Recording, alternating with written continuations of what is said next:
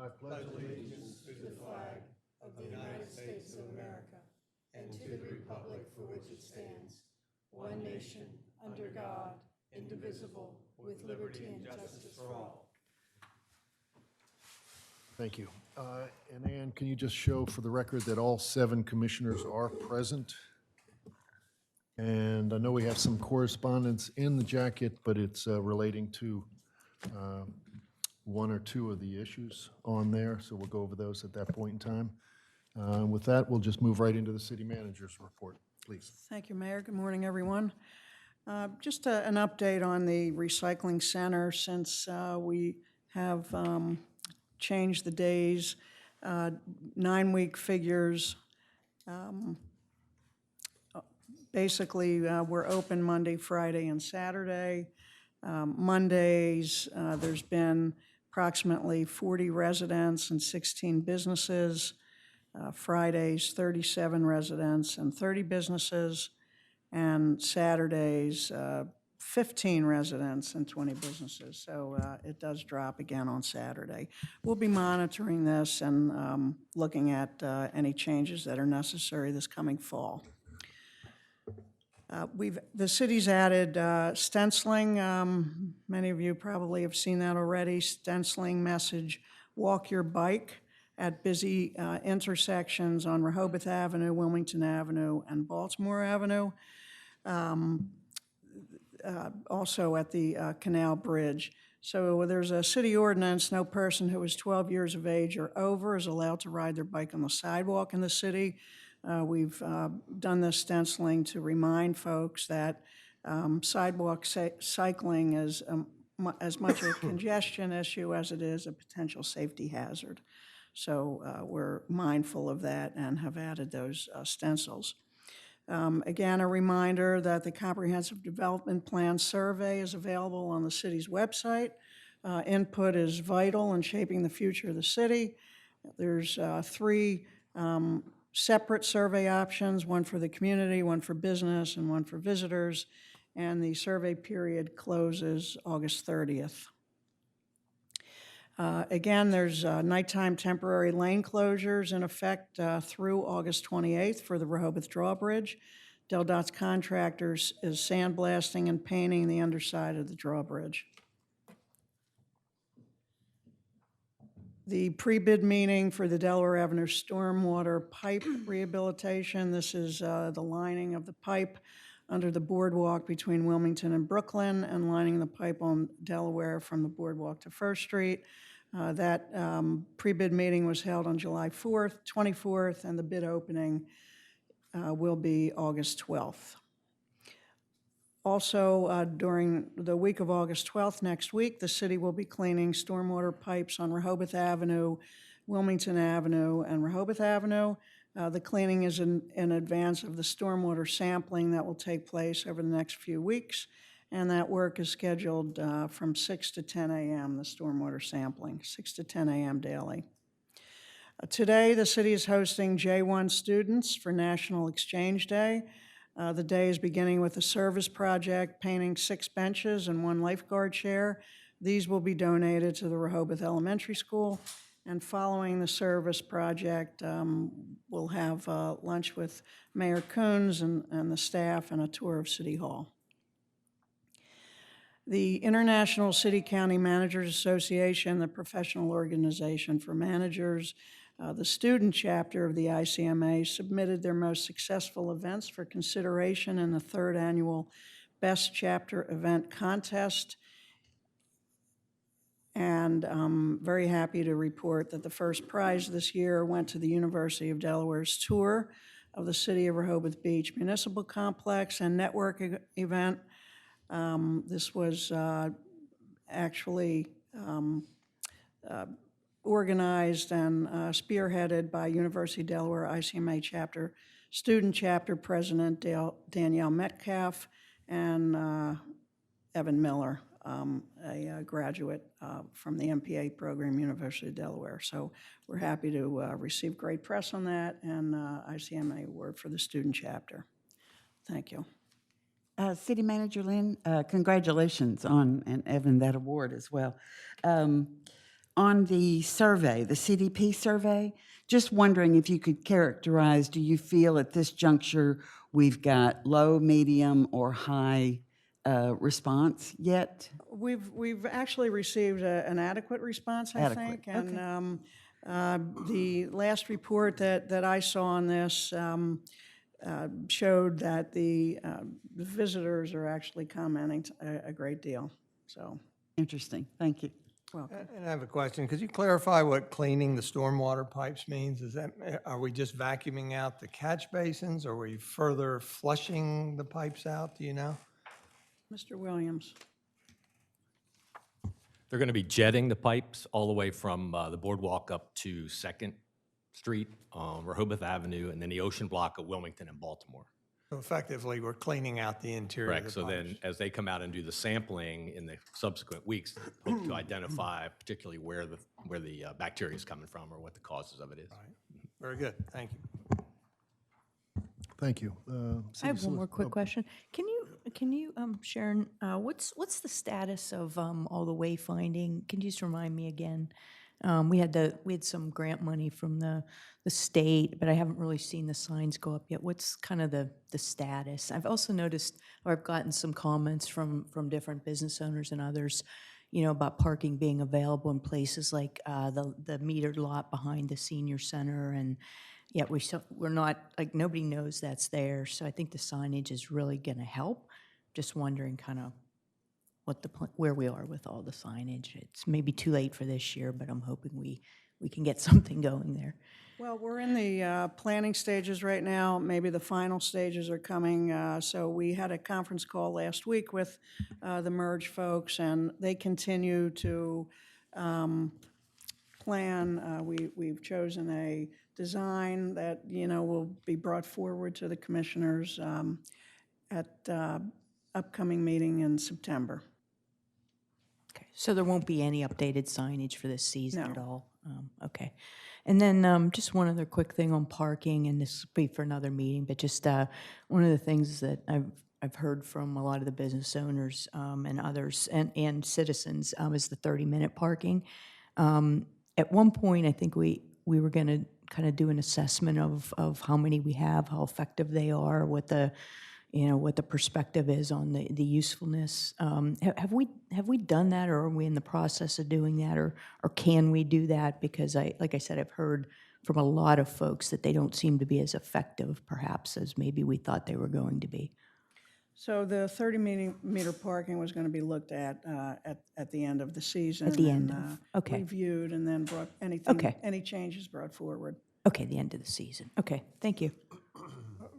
Maybe a last note on the merge wayfinding signage. I recall also before implementation, we haven't budgeted anything for it. So that is one of the next steps anyhow. Right. Thank you. Okay. City Solicitor. Mayor, unless there are any questions for me, I don't have anything new. Okay, great. We're going to move right on to a presentation by Jim Smith, who is a Senior Public Affairs Manager of Delmarva Power, pertaining to LED streetlight conversion for the first and second blocks of Baltimore and Wilmington. Welcome, Jim.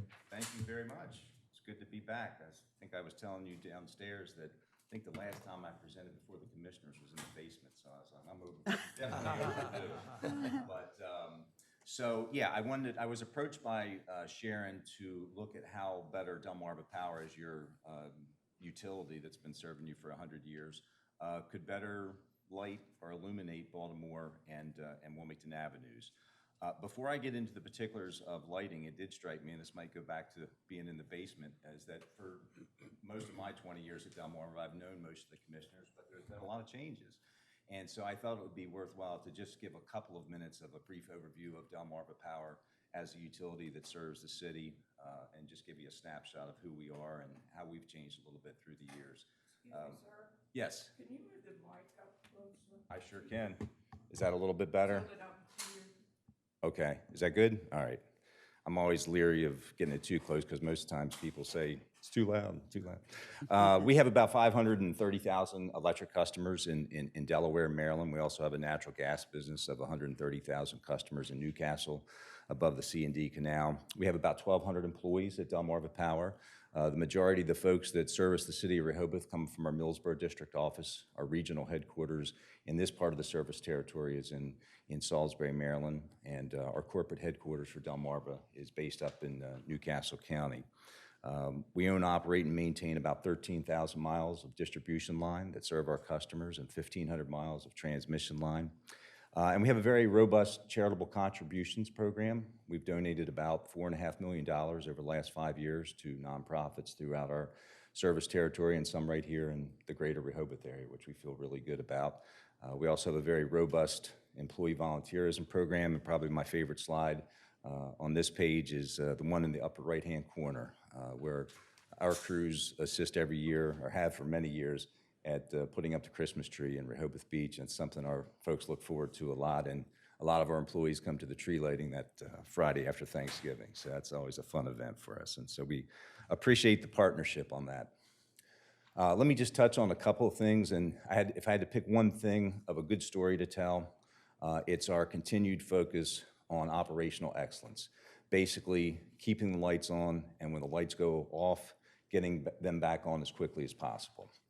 And over the last 5 or 10 years, we've invested many, many millions of dollars to strengthen our system.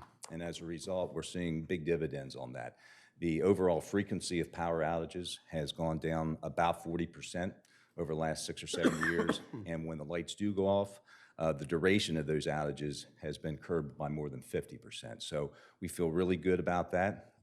There's always room to improve. But we're in a time right now where we're doing a lot of modernization and automation to our distribution and transmission systems, and that's helping us for the future and to drive down these numbers and achieve the expectation that our customers have of us. Another direct correlation tends to be if you have less outages and you're getting the power restored in a reasonable amount of time, typically your customers are happy about that. J.D. Power just named us the best performer for mid-sized utilities in the East region. And the big driver was 95% satisfaction for service reliability. So we feel really good about that. Again, there's always room to improve, and certainly we enjoy the working relationship that we have with the city. And we've done a lot of projects here over the last 5 or 10 years, and there'll be more. And we just appreciate working with you folks on those. So let's jump into street lighting. I think the city of Rehoboth has 650, 700 lights with Delmarva Power on its monthly street lighting bill. And one of the big things that has changed in street lighting is you look at the last half century, we've gone from incandescents to mercury vapor lights to high pressure sodium. Those are those orangish, copperish lights, and that's the bulk of what's out there now. But now for the last several years, we have offered LED lights. And I think it's going to continue to advance on how we bring LED street lighting to our customers. Last year, when you folks did Lake Avenue, we installed probably 7 or 8 LEDs over there, and we've heard very positive comments. It's a brighter light, it's a more robust light, and it's going to last a lot longer. That's one of the big things with LEDs from our perspective. When we talk about 82,000 lights on our system, that they last 10 times longer than the traditional high-pressure sodium. We think that's a great thing. So, Do you have any stats, just real quick, if you don't mind me asking a question, just so I don't forget on this topic? Do you have any stats on whether or not the cost of the costs have gone down on Lake Avenue since you've installed those lights? I could get you a comparison, but Curious. yes, if you look at toward the bottom there, I think it's the third bullet up, 150-watt light is $2.24 less per month. So yeah, Okay. you are getting a savings on those lights. Now, street lights, because the bulk of the cost is in the infrastructure and the head and the connections and things, especially with decorative lights, it's not quite as cost effective as if you were to do it in your house, let's say. But there is a savings, and I think it will continue to see that savings as we enhance our options for LEDs. But and if you started looking at 650 lights across the city, if you gradually converted, that's where you get the economies of scale savings there. Okay. Thank you. Helpful. Yeah. So when Sharon came to me, she said, hey, there's some interest there. I know Rehoboth Main Street was interested, some of the businesses. And so we've had some discussions. But what I wanted to provide would be the most cost-effective and quickest way to immediately enhance lighting on these 4 blocks. So we took a snapshot of what's already there. And on the first and second blocks of Baltimore and Wilmington, there are currently 24 high-pressure sodium lights. On Baltimore, all the lighting is on the south side because that's where the pole line is. On Wilmington, it's the exact opposite. It's on the north side. And you can see there are 13 lights on those 2 blocks on Wilmington and 11 lights on those 2 blocks of Baltimore Avenue.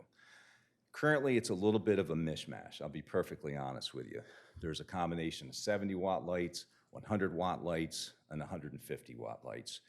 And if somebody was to ask me, well, how did that become that way?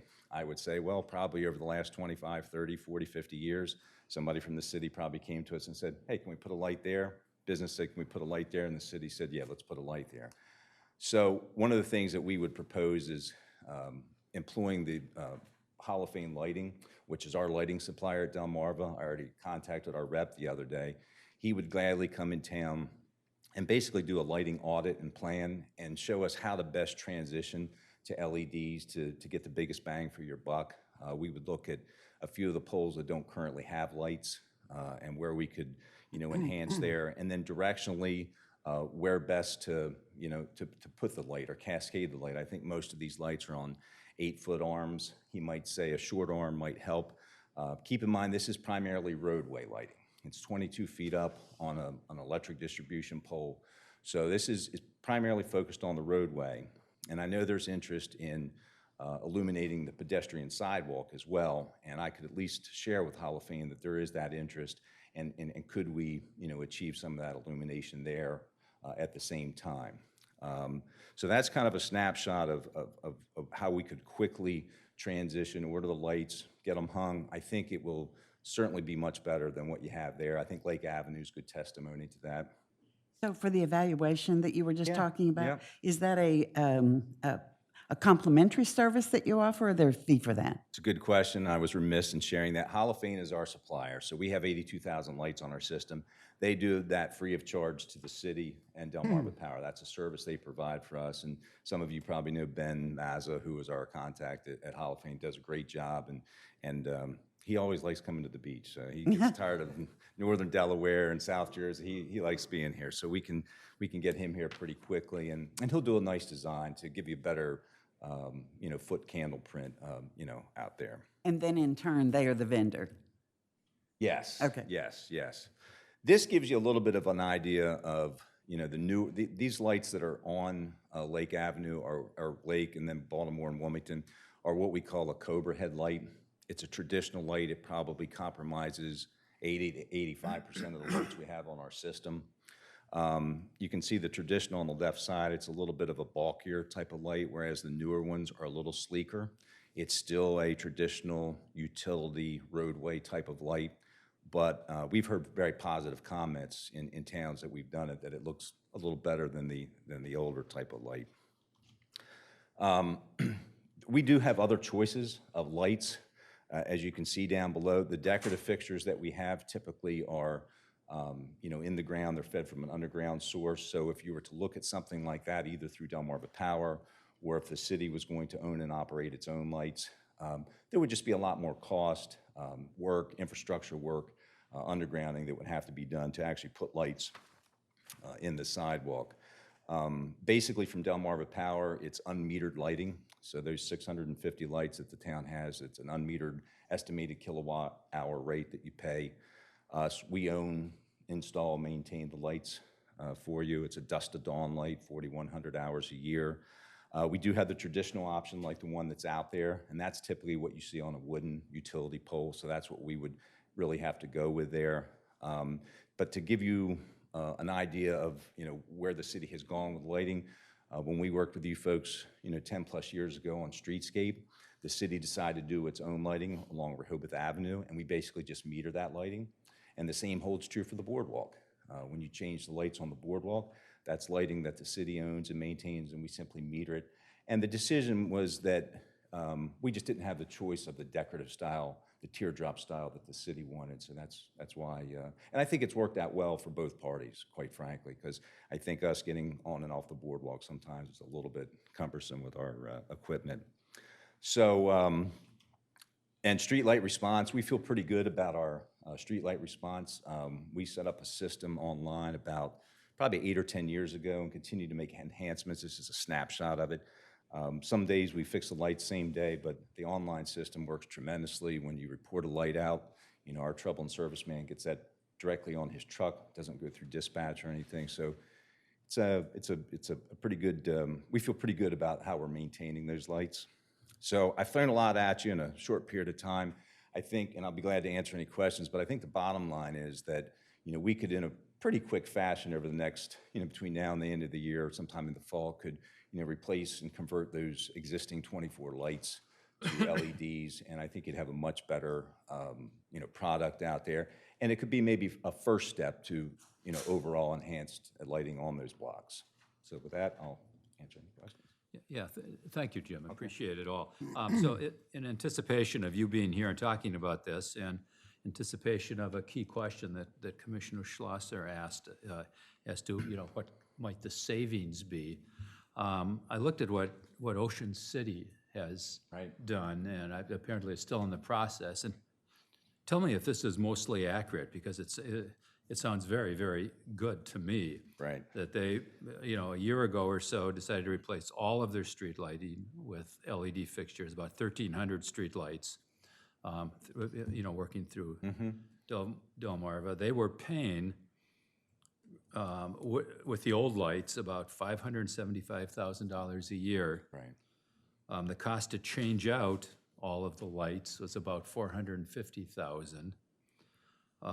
But they're claiming that the annual savings can be close to $300,000 Right. a year. Is that accurate? Does that make sense? Because that sounds very, very positive in terms of yes. us looking ahead to, you know, what would the savings and benefits be? Well, I handle Sussex and Worcester counties in my government and external affairs role, so I handle Ocean City, work very closely with the folks down there. It's a little different situation in Ocean City for a couple of reasons. Number one, all of our pricing is governed by the public service commissions in each state. So Delaware has a public service commission, and then Maryland has one. Number one, the pricing is a little different in Maryland. The pricing is more expensive. So just shifting from the existing high-pressure sodium, which is more expensive in Maryland, to an LED fixture, just based on the price differential, and I could even show you the prices in the electric tariff.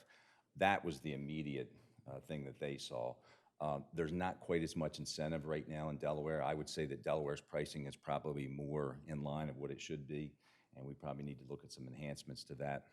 The other thing that Ocean City did, traditionally, if we do conversions in a municipality, we typically hold it somewhere in the 5% range, just because we have 82,000 lights in our system, and if we were to get a request from every single municipality to convert lights, we just wouldn't be able to do it. So we have historically, you know, stuck to that 5% rule. In Ocean City, they opted to pay the difference for the labor to do the other 95%. But the real reason, the final point that they did that, is that in the state of Maryland, through what they call the Empower Maryland programs, that state has an enormous amount of conservation and energy efficiency incentives that are done through the state government there, the Energy Administration, and they are getting some incentive money to do that conversion as well. And I think that was the real deal breaker there. So that whole confluence of events, it's a little different situation. Like state grant money? Yes, yes. So that, it's just a different scenario, and I wish we could do the same thing, but we don't have those programs in the state of Delaware. And the pricing's just, it's much more reasonable, quite frankly. The lights, as we speak, are less expensive. Thank you. I want to start off by complimenting Jim for working with City of Rehoboth. I think I probably have known him the longest of anybody up here. And I'd like to say that over those years, worked with Jim on the boardwalk and other projects and Lake Avenue. And he's not just a Delmarva Power rep to the city. He's actually, I would characterize him as a friend to the city. And I want to thank you very much. I appreciate that. I want to make sure I understand the lighting out there. The current lighting we have on Wilmington and Baltimore is the gooseneck type on, and it's fastened to telephone poles, is that right? So what is the new program going to be? Merely changing the light fixtures, the telephone poles will be left alone? That's right. It would basically be a conversion to a new light, Commissioner Mills. It would just be a little bit of a newer look light, but it would be on an arm. I think most of those arms are about 8 feet, but we have 4, 8, and 12-foot arms that they are on. The question was posed to me, could we, could a decorative attachment be put on, which we don't allow? The other question that had come to me was, could we go a lot lower with the lighting so, we could do the sidewalk? Unfortunately, that's not really an option either for safety and reliability reasons. And, first and foremost, these poles are 12,000-volt electric distribution poles. And then they have a secondary electric system, which these lights tap directly into. And then below that, you also have room for cable attachments and then phone attachments. And typically, nothing goes below that phone attachment, which I think is around the 17-foot mark of the pole. So it would basically be a conversion of a new fixture and arm, but it would be an LED. And so it would look somewhat the same, but somewhat different, a little sleeker maybe. But it would be more of a like-for-like type of conversion. I think it's great, especially anytime we can save energy, which is a good thing in itself, but saving money at the same time. I wanted to understand it because I have been an advocate personally for years on the Wilmington and Baltimore streetscape upgrades. And I haven't been successful yet, but I'm still hoping that the next council will put money in the budget to be able to start the design. Why the design? Because I'm always conscious of sequencing of things. If we had design or have designs in place, might we come up with something different in a different program? And we might well have, but at least with this, I can understand investing some time and money in doing this now, even if it's undone 3 or 4 years down the line when we do streetscape. Well, and if it makes you feel better, this is really a low-cost, no-cost conversion. Right. So there wouldn't really fundamentally be any charges for us, ordering these lights and converting, because some of them have been there for a while. And so a new light, a conversion, of a mere 24 lights, there really wouldn't be any labor cost or anything with that. It would fall within that 5% realm that I referenced before, well below that. And then you just have the savings on the lights. And I think, if you go to, there are plenty of areas out on Route 1 that DelDOT has illuminated with LEDs, and we're starting to get more interest from municipalities. And it does make a big difference. Folks say, I really like the LED. It's a fresher, brighter light, much more than the orangish, copperish, high-pressure sodium, and which I was never a fan of, but the LEDs are going over well. I think where you do have to watch an LED is in a decorative fixture where you have an open globe and the light cascades, all around. The Cobra light is a light that presses the light down, and it's a little more directional. Whereas if you have an open globe, you could run into some brightness issues, and there are a lot more options, and there are going to be a lot more options when it comes to that, the directionality and how we can manage that light. One other thing that I will add, as we talk about LED lights and like smart grid technology, is that we recently did a partnership with the City of Wilmington. It was announced just a few weeks ago to do some LED installations in Wilmington, but not just LED installations. We're looking at an array of smart LED options with remote dimmable capabilities from a central dispatch area. So, a light could just dim a bit where you don't need it as much. We're looking at security enhancements with street lighting and an array of other things that better automate street lighting and have it linked to a more smart cities concept. And so, once we have the results of that, I could see that, spilling over throughout our service territory. So we'll keep you folks posted as we get results from that. I think it's going to be very exciting. Well, while I can, I want to make a final lobby to my fellow commissioners to try to put some funding in for the streetscape. If we've got to start now with design to be able to realize and achieve the funds to implement it in 2, 3, 4, 5 years. But the design comes first. Jim, you mentioned Lake Avenue out there that we did. And you mentioned directionality. I know one of the nice features when we were designing Lake Avenue there with that is you mentioned directionality, and we kind of looked at those as aimable, that they were able to not, to shine straight down and not into the bedroom windows and front door windows of the businesses. So we thought that's a bonus. Now, if people want to go and see an LED light that we're talking about, can we just send them over to Lake Avenue? That would be and the that place would to be send them. comparable to what you're going to do. Very good. And that's a 150-watt light there, and we don't necessarily have to go that bright.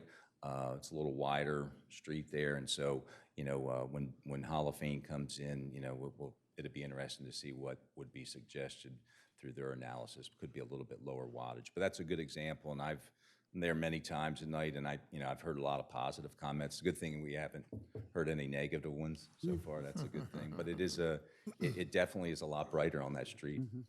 Thank you, Jim. I have a question. Yes. So my understanding then is Delmarva Power would convert these lights for us free, and is it on a schedule at this point, or could you schedule it for us so we kind of have an idea of where this is going? Sure. Yeah. Once we would get approval from the city, we'd go ahead and convert it, and there's probably a 4 to 6, 8 week turnaround. Just ordering the lights could be shorter than that, and then we would just get it in our pipeline for the fall sometime to install those lights. And my second part to this question is an inventory of the lights throughout the rest of the city, I think would be interesting to know, and then what the cost might be to the city, or what part you may pay for, Delmarva Power. I certainly would like that. I don't know if the rest of the commissioners find that as important, but I think it would be. From the standpoint of saving energy, and also saving money would make sense to me. Is that a? Oh, absolutely. I mean, we would work with you, and we could, probably start putting something together. And I mentioned that 5% rule. We typically could do 5% a year, somewhere in that ballpark, at no charge to convert. So it would really be just a matter of picking some streets. Right now, Rehoboth Avenue is your lighting. You own, operate, and maintain it. And we're looking at these 2 streets, the first 2 blocks, and we could, start looking at First or Second, or we could start, going a block south, block north from Baltimore and Wilmington, and kind of, incrementally do it that way. Right, and I think it would be interesting for us to know if you were doing your 5%, then perhaps maybe the city would want to do 10% add-on per year. So that cost, I think, would be interesting for us to know. So I would very much look forward to that. Did I hear correctly or see correctly that the wattage that currently you use is 70, 100, and 150? Yes, it's a combination of the 3 on those 2 streets. Okay, so there'll be, if there was a lighting, one of your people, the lighting design, could make recommendations for the rest of the city as well, whether we needed. We could, yes, we could certainly employ the talents of Hall of Fame to come in here and do an analysis. And I think with Baltimore and Wilmington, I'll be very interested. I think it would be a much more uniform approach than having 3 wattages on those Sure. 4 blocks. Yeah. Yeah. And So, I'm sorry. So when you say you need approval from the city to move forward? Right. Is the city manager going to handle that and just move it forward with Delmarva Power? Exactly. So we've been discussing this for a couple of months. Cindy Lovett from Main Street was here, as well as other representatives.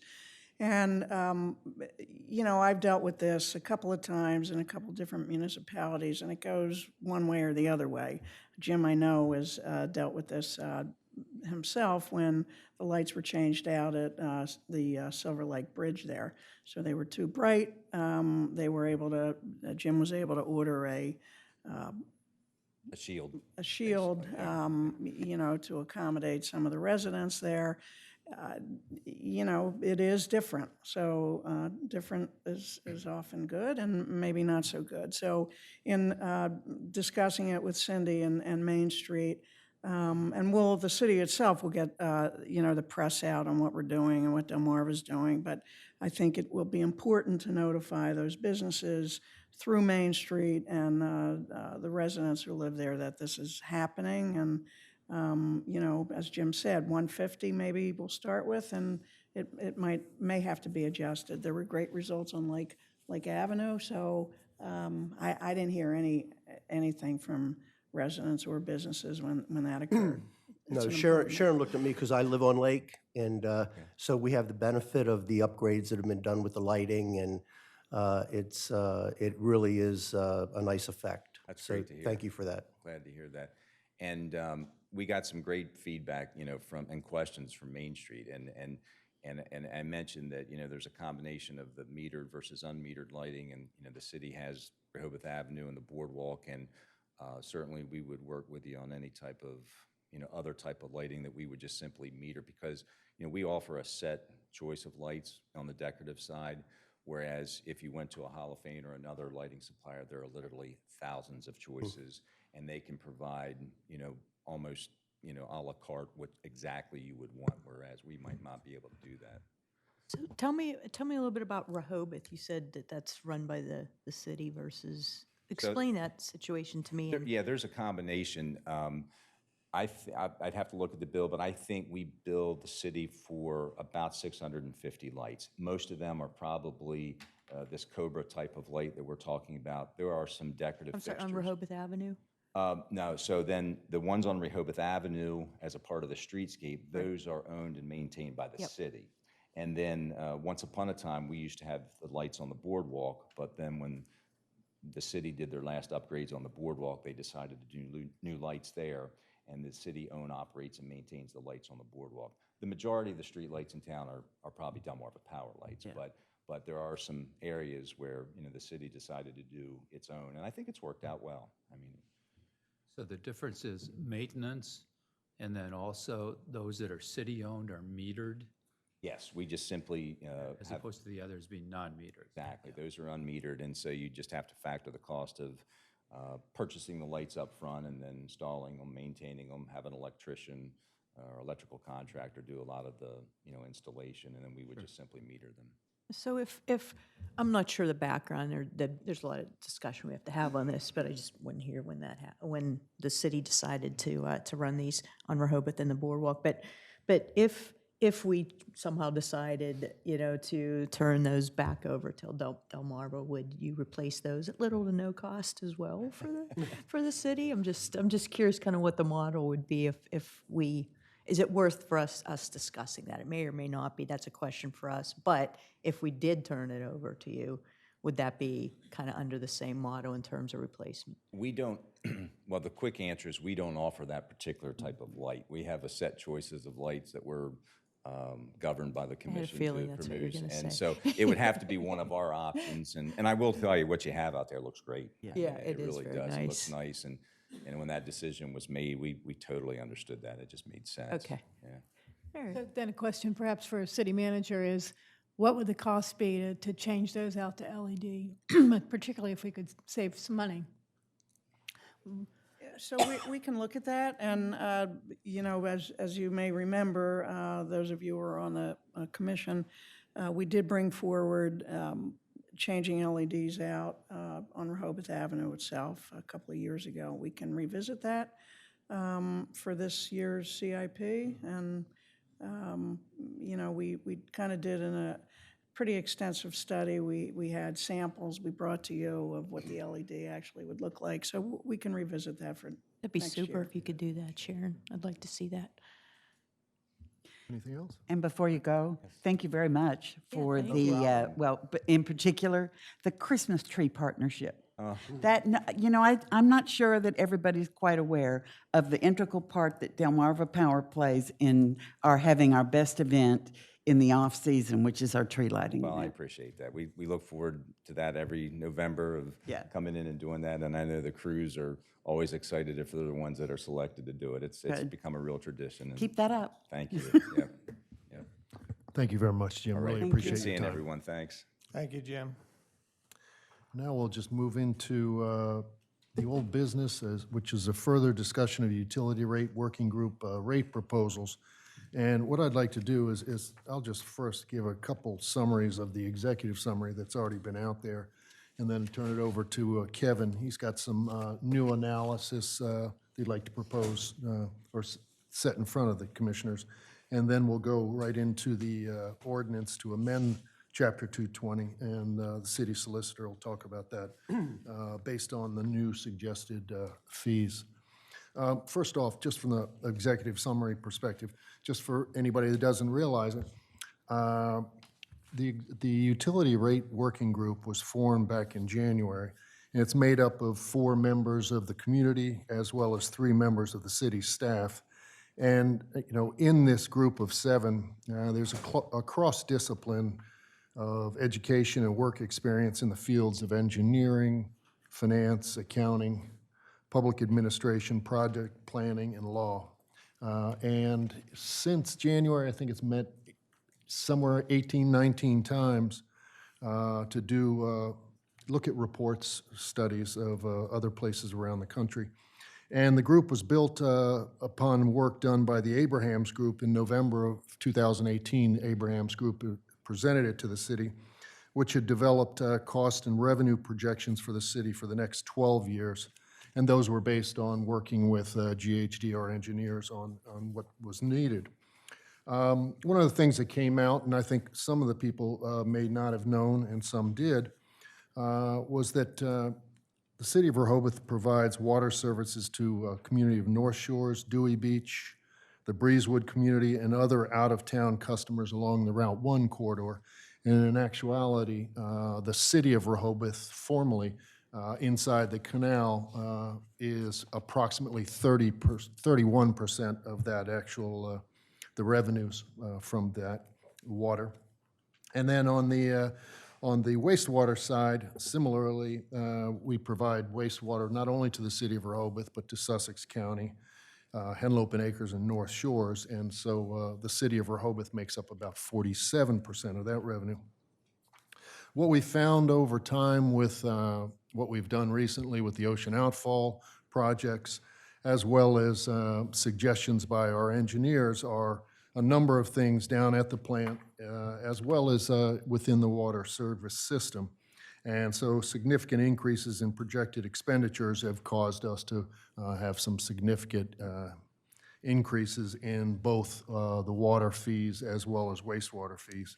And just as an approximate, the water fund is projected to be about $20 million short of estimated requirements for the water system. And similarly, the wastewater fund is projected to be about $25 million below the recommended or previous revenues. And a lot of that, again, on the wastewater side is based upon what we did with the ocean outfall, and we were able to borrow that money for that, but also additional things that need to be done. What the group did, as I mentioned before, they examined rate structures of other communities in the immediate vicinity as well as across the country. Also using a Water Environment Federation, and received input from the city's engineering consultants on such matters as capital and operating costs. The group focused on capturing year-round costs, which were the base, as well as additional costs, which are incremental. And so it's been broken down in the structure, and Kevin will be able to talk about it as fixed cost versus the non-fixed cost. Additionally, what's been done with the suggestion and the proposal and rates is to make sure that for the future we have provide a mechanism to develop an appropriate level of reserves, both for wastewater as well as water for any kind of unforeseen capital expenses that we may have in the future. And then also with the water rates, we have put the water rates together so that it continues to feed the general fund, as we've seen from wastewater and water rates in the past. And finally, the recommendations of the group are to, because we're spread out over 12 years, a lot of the work to be in 4-year increments so that the jumps aren't too substantial as we move forward. So with that, I'll turn it over to Kevin. He's got some new input. Thanks, Mayor. I know over the course of the various presentations we've made for the board and the public, really no new information. I just want to shed some light on some of the interesting things in some of the comparisons. And to do that, I know there's been a lot of discussion about peak and non-peak versus a flat rate. And I know several of the commissioners had asked, is there a way to get that just on one chart so you can kind of compare them in one chart as opposed to previously you'd have to kind of page back and forth between the documents to kind of get it. So what we did in this instance, which is on the screen before you, I'll make it a little bigger.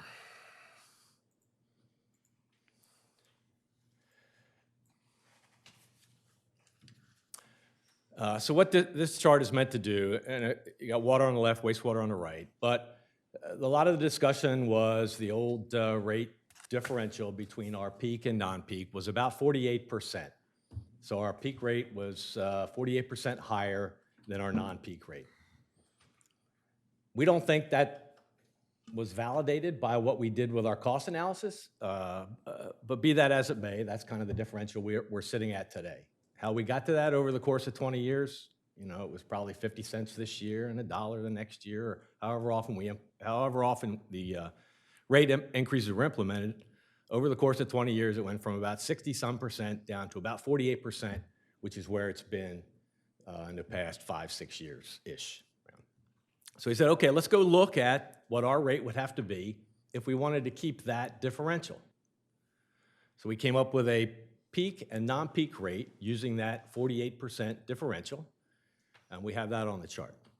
Then we said, okay, if we wanted to go to a peak, non-peak rate, what would it need to be based on our cost analysis? What would you have to have as a peak, non-peak rate in order to bring in the revenues that we need, you know, to balance our system?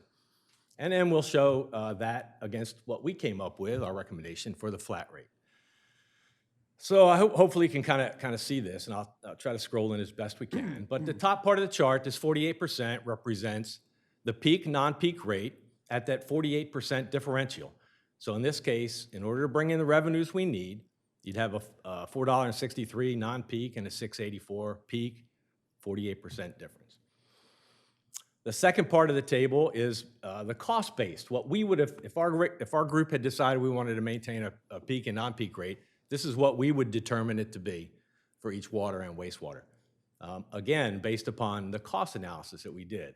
And in our case, to do that, it came on the water side about 23 or 25% would have been the appropriate peak, non-peak differential. And on the wastewater side, it was right around 30% based upon the cost analysis. And then in the third part of that chart is we have what our proposed flat rate is. And then the intent here would be to compare them. So if you took, in this case, I'll try to highlight as best we can. In fact, let me do this. We'll make it a little bigger, and we'll just do water first and then come back to wastewater. That went a little too big.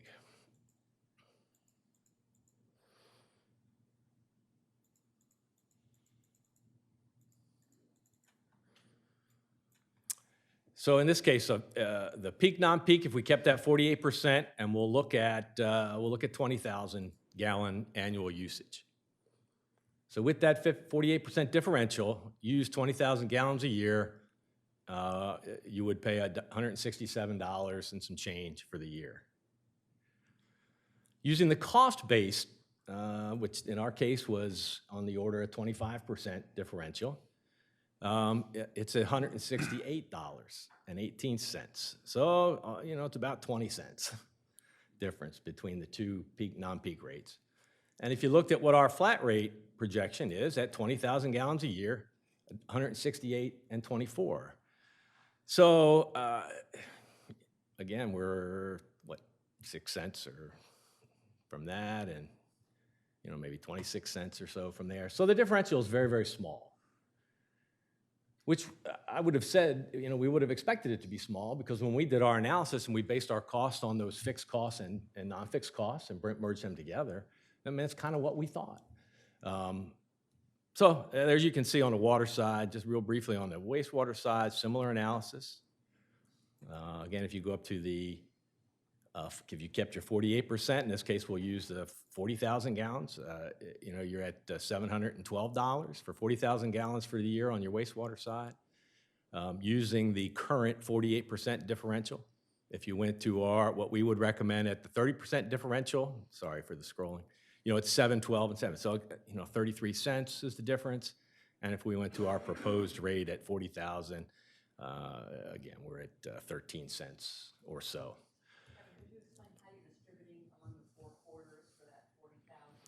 So this was based on sure, and that's based on 75% peak and 25% non-peak, which is pretty much our city's average and has been since the 96 rate study. It's kind of been, that's been the breakout of flow, in the city. So a lot of discussion about, the peak, non-peak. I would just suggest again that it's not as different. I mean, this isn't a financial windfall for anybody. We're not reallocating, we tried to be as fair as we could across the board, and this was about as fair as we thought we could make it. Can I ask just for you to clarify one thing, Kevin? The model you used for, can you make that smaller so I can see the bottom line? So I use the right words. The model you used for these proposed rates here, that's an industry standard, right? The American, can you remind me what? Correct. We basically based it on the American Water Works Association is one of the major industry standards, and the other one is the Water Environment Federation, more on the wastewater side. So yeah, it's a standard method that is used within the industry. And was the peak non-peak model that the city used for the past, 20 years or so, was that based on an industry standard model as well, or was that just kind of a consultant recommendation from that 99 study? I don't know for sure, but it was certainly in use around the country, so I'm sure it was a standard as well. Okay. Okay. Thank you.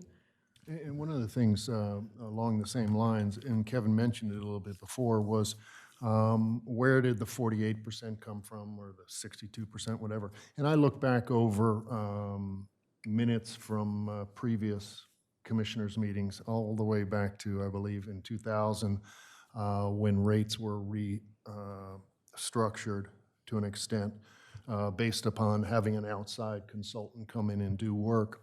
And at that point in time, so the numbers were already in place, I think for another, from 94 maybe, were the first time around there, that they got into a certain ratio. And I don't know that, I could not find anything in the minutes that said anything specific about a recommendation about a specific ratio, whether from the consultant or from the commissioners. And in actuality, when there was an amendment to the code for switching from rates in the 99 study into 2000, at that point in time, I think it was 1.62. And I think, as Kevin said, I think over the future, it was more of, let's round it to this number, to that number, to, not to be 33 cents, but more like 30 cents or 35 cents rounded off. And so that in the study that was done in 99 and the rates that went up, they went up by such an amount that kept the 1.62%. But then someplace in between 99, 2000, and today, that moved from 62% to 48%. So I could not find anything that said specifically that there were reasonings built behind those rate changes. And I think what we're looking at now, what the Abrahams group has done and the rate study group has done, is they've actually looked in specifically and they've dug down to every single cost, whether it's a capital cost or it's a daily expense cost, in order to come up with their numbers, and that's where they think they came up with the 28% and the 31% as a differential if we, in fact, had a non-peak peak. So if the 99 study resulted in if a best practice kind of industry standard was used in 99, and we're now using another industry standard for the proposed rates today, why did the group recommend going away from the industry standard that was used in 99 to this new industry standard that you're proposing today? Yeah, and I think what the group would tell you is that when we went and researched different utilities, there are different communities around the country. There are many, many standards out there. So maybe you could say there's not a standard. Okay. But everyone is tailored a little bit differently. Okay. So I wouldn't say there was one standard. Okay. And then in our intent, we just tried to make it going in, we really wanted to make it based upon flow. So we said, the more you use, the more you pay. And it's just kind of how we kind of just kind of went that way, to be honest with you. Okay, thank you. One of the things I just wanted to comment on, excuse me. I know tier pricing has been brought up in the past, but that's not going to be really possible for us because of some of the condo users that we have that aren't separately metered. So I'm just bringing that up so people understand that tiered pricing, although it's been mentioned by some people in the public, it's really not going to be possible. Isn't that correct? It would certainly be extremely difficult. I wouldn't say impossible. I mean, everything's possible, but it would make it much harder. We'd have to figure out how to go in and maybe remeter, some of the multi-units kind of thing. I guess what I hear from people, just to kind of fully vet this, is that the year-round residents would pretty much have a consistent usage from quarter to quarter. The charts that you're showing today assumes that even for year-round residents, their consumption would be 75% during the peak months and 25% during the non-peak months. That's correct, and that's what we saw, and it was also seen in the '99 study. Same thing. They looked at how much was done, because obviously the residents that are here full time, they're using a little more in the summer as well. Whether it's watering your plants, watering your lawn, taking more showers, whatever. The seasonality of the full-time residents' usage was similar to the city as a whole. Right, and I know for living here full-time a couple years, that's been my experience, what you've used in this analysis, but I just wanted to make sure that we had one last look at that. I want to make sure I'm getting this. So there's been a lot of talk about the peak, non-peak model versus but the group's proposed model. So I guess the bottom line from this is, under the proposed model, me as like a user, maybe 20,000 user, whatever, I will pay 6 cents more a quarter under the proposed model than I would under a peak, non-peak model. Is that right? You're gonna Or make a me, year, I'm you're gonna sorry, make me a do year. the math here real quick. I know, but roughly, Yeah, if I go to water, the total. 168 versus 167.99. So it's like cents 6 on the cents water side. a and year. it's correct, a year. Okay, so the two models are basically We think so. result in the same, it looks like. Interesting. Okay, thank you.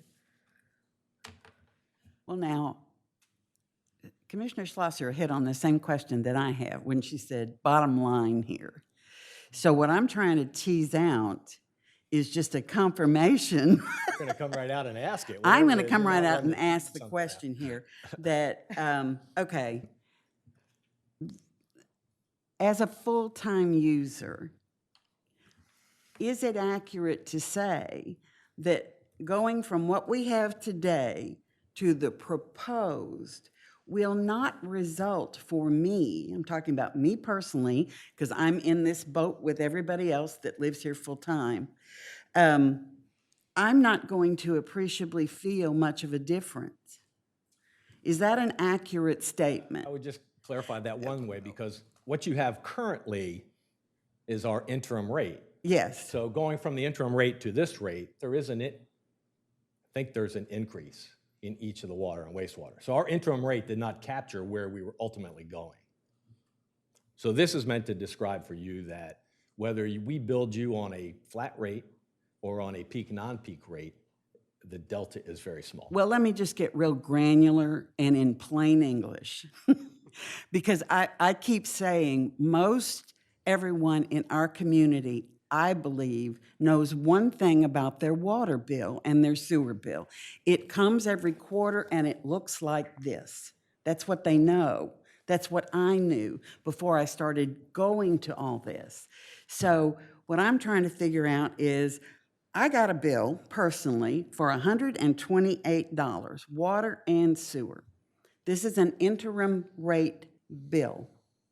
I'm a low user. So if we enact the proposed concept, from an appreciable standpoint, my bill is not going to be astoundingly different. Is that a true statement?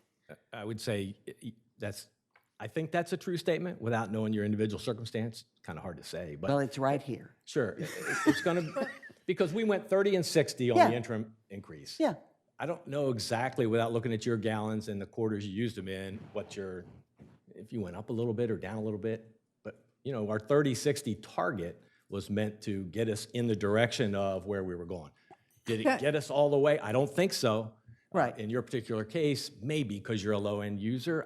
I don't know, I have to look at it. So Tony, something that so I met with Kevin and he had a spreadsheet and he took my usage. Yeah. You know, and we did the flat rate and the peak and non-peak, and it actually came out just as he's proposing here, that there wasn't much difference. And I'm a high user in the summer and a very low user in the winter because I'm away a lot.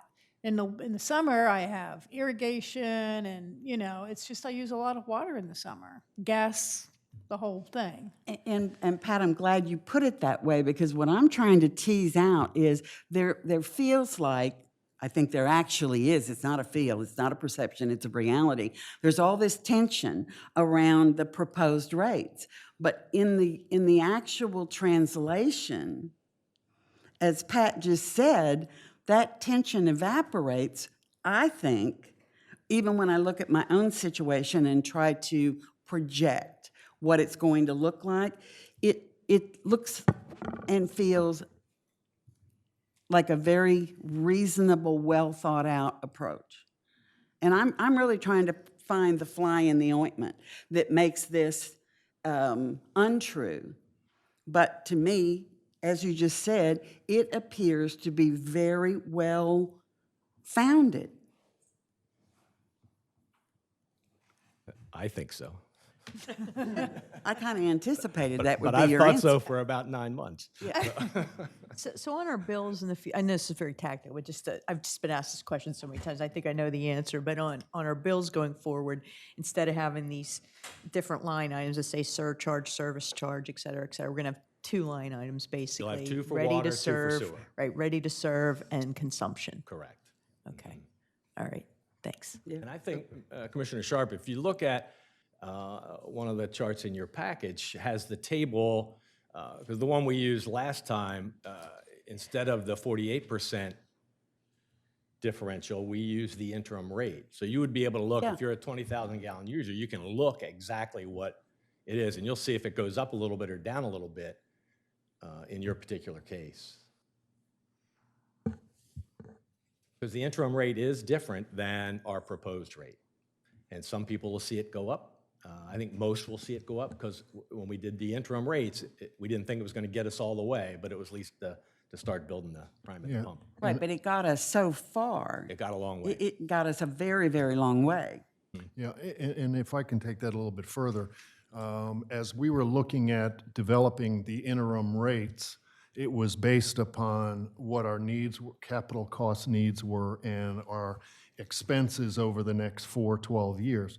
But then additionally, what the working group came up with were numbers for reserves as well as the general fund numbers. And so what you'll probably see is the 60% for the wastewater is probably pretty close to there because they factored in the debt and the things that were needed.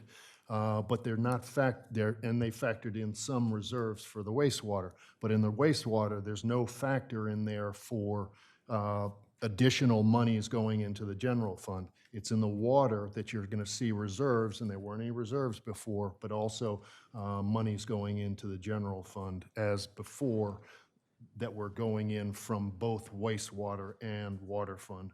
So the water is probably going to be higher than that 30% interim because we weren't thinking about the reserves and the general fund numbers. One thing, I asked you this, but I just want to confirm it here. The group, I saw the charter of the group, obviously there's a charter published, I see the results. Did the group look at all at building in some sort of, water conservation incentives into this model? We did not. Okay, all right, that's fine. That's, you know, I know that part, that wasn't part of the charter. But I would like the commissioners to consider, as we put in place an ordinance, I don't think we're voting on that today, it's the next meeting. But I would like us to consider putting something in the ordinance, and we're not ready to say what it would be specifically, but at least something in the ordinance that requires us to look at some sort of water conservation incentive going forward, asking maybe, sorry, Kevin, Kevin's group to even come back and make some recommendations on what that might look like, given the revenue models.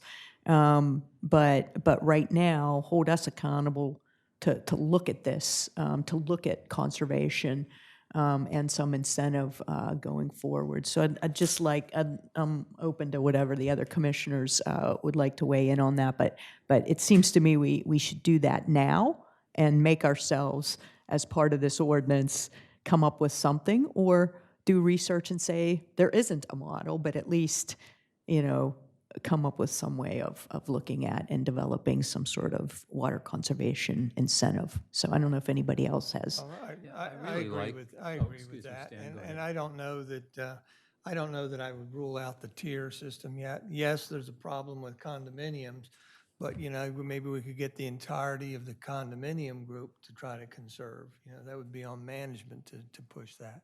So I think further investigation of water conservation incentives is a worthwhile exercise.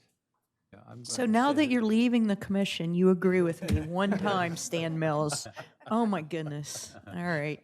Anyway, I'd love to hear from other the record. folks, just for the record, dang it. So I'm also really supportive of the concept, and I'm just wondering, did the group look at data as you looked at communities across the country and up and down the coast? Did you look at communities that have a water conservation program, and did you discuss that in terms of the big picture of everything else? The most common thing we saw in the literature was, for the conservation, was the tiered system. So if you set, and where you draw that tier and those kind of things, that would provide an incentive as you cross the threshold, you would think. I would also say, you know, if you're going to spend an extra gallon, I mean, whatever it is, $6.03 for, you know, 1,000 gallons, that in and of itself is an incentive as well. Now, if we doubled that when you hit 40,000 gallons, would that be more of an incentive? Probably. But Is there data and research out there on this concept, that whether it really does make a significant difference in terms of conservation? I don't know if we found that research or not. Yeah, But it wasn't obvious as you were. it wasn't to us. So I like the idea, but how do you budget, you know, for what you need to keep everything running? I mean, that would be a concern of mine. I mean, yeah, it'd be great to have people conserve water, and I'm all for that. But from the standpoint of how our budgeting process, you know, we're looking at a certain amount of money to pay for certain things, right? So wouldn't it be much harder? It would be. You know, and from a conservation perspective, I don't know that you can write it specifically into the numbers and it'll make people slow down. I think it's more in the way buildings being done these days. For example, a few years ago, I had all the toilets in my house replaced. I redid the bathrooms, and now they have toilets out there that use a gallon or a gallon and a half rather than 6 gallons. I think it's almost like a public awareness educational process that we have to go through to have people check their faucets, check their toilets. I mean, we have problems with the water department. Every once in a while, somebody will get their bill and they'll be like, oh my God, 60,000 gallons in this quarter. I never use that. Well, their toilet was running for like 2 months while they were away. I think there are ways, green energy, conservation, environment, things that we can do to push for people to conserve water. And I think, you know, some of that's economic. But I think it's also through our building code, through our suggestions as we speak with builders, because I know most of these builders are building in such a fashion to save money on electricity, save money on water. And I think it's more of an educational process out in our community. Well, am I just overly simplistic, which could be, that if you have to, for the budget purposes, have your predictable costs, wouldn't that have to come back to you in the ready to serve? That'd be one place, yeah, for sure, one place.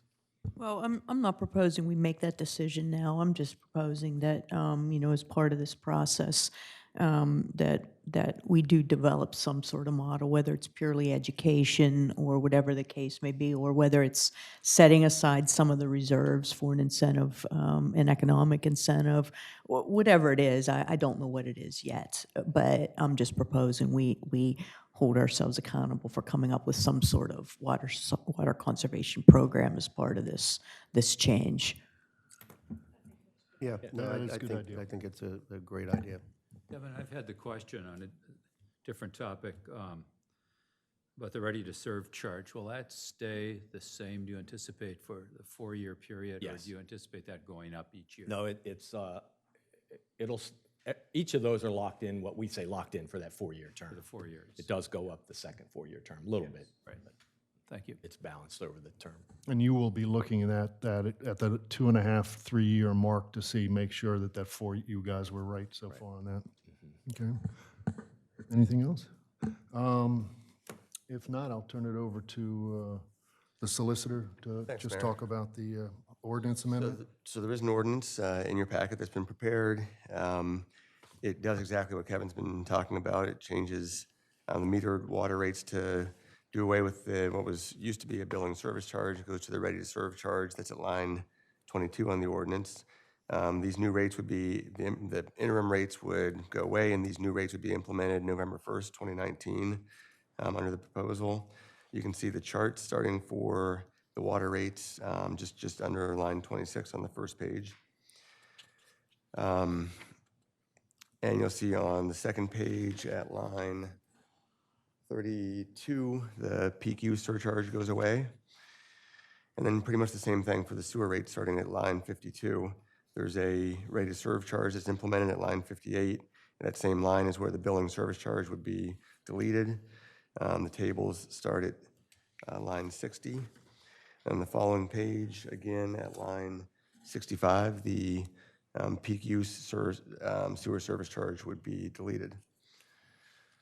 And again, everything's implemented November 1st, 2019. So this ordinance is something you could put on for your regular meeting later this month, and it does not require a public hearing, so you could vote on it as early as this month. And this will be embedded into the agenda for the public, this ordinance change and these markups. A red line copy, yes, sir. And Mr. Mayor, will be an opportunity, because of the example Kevin gave, it does not reflect a household more than one person who uses most of his water from 75% from April 1st to September 30th. It doesn't reflect anyone who's here year-round. So I don't.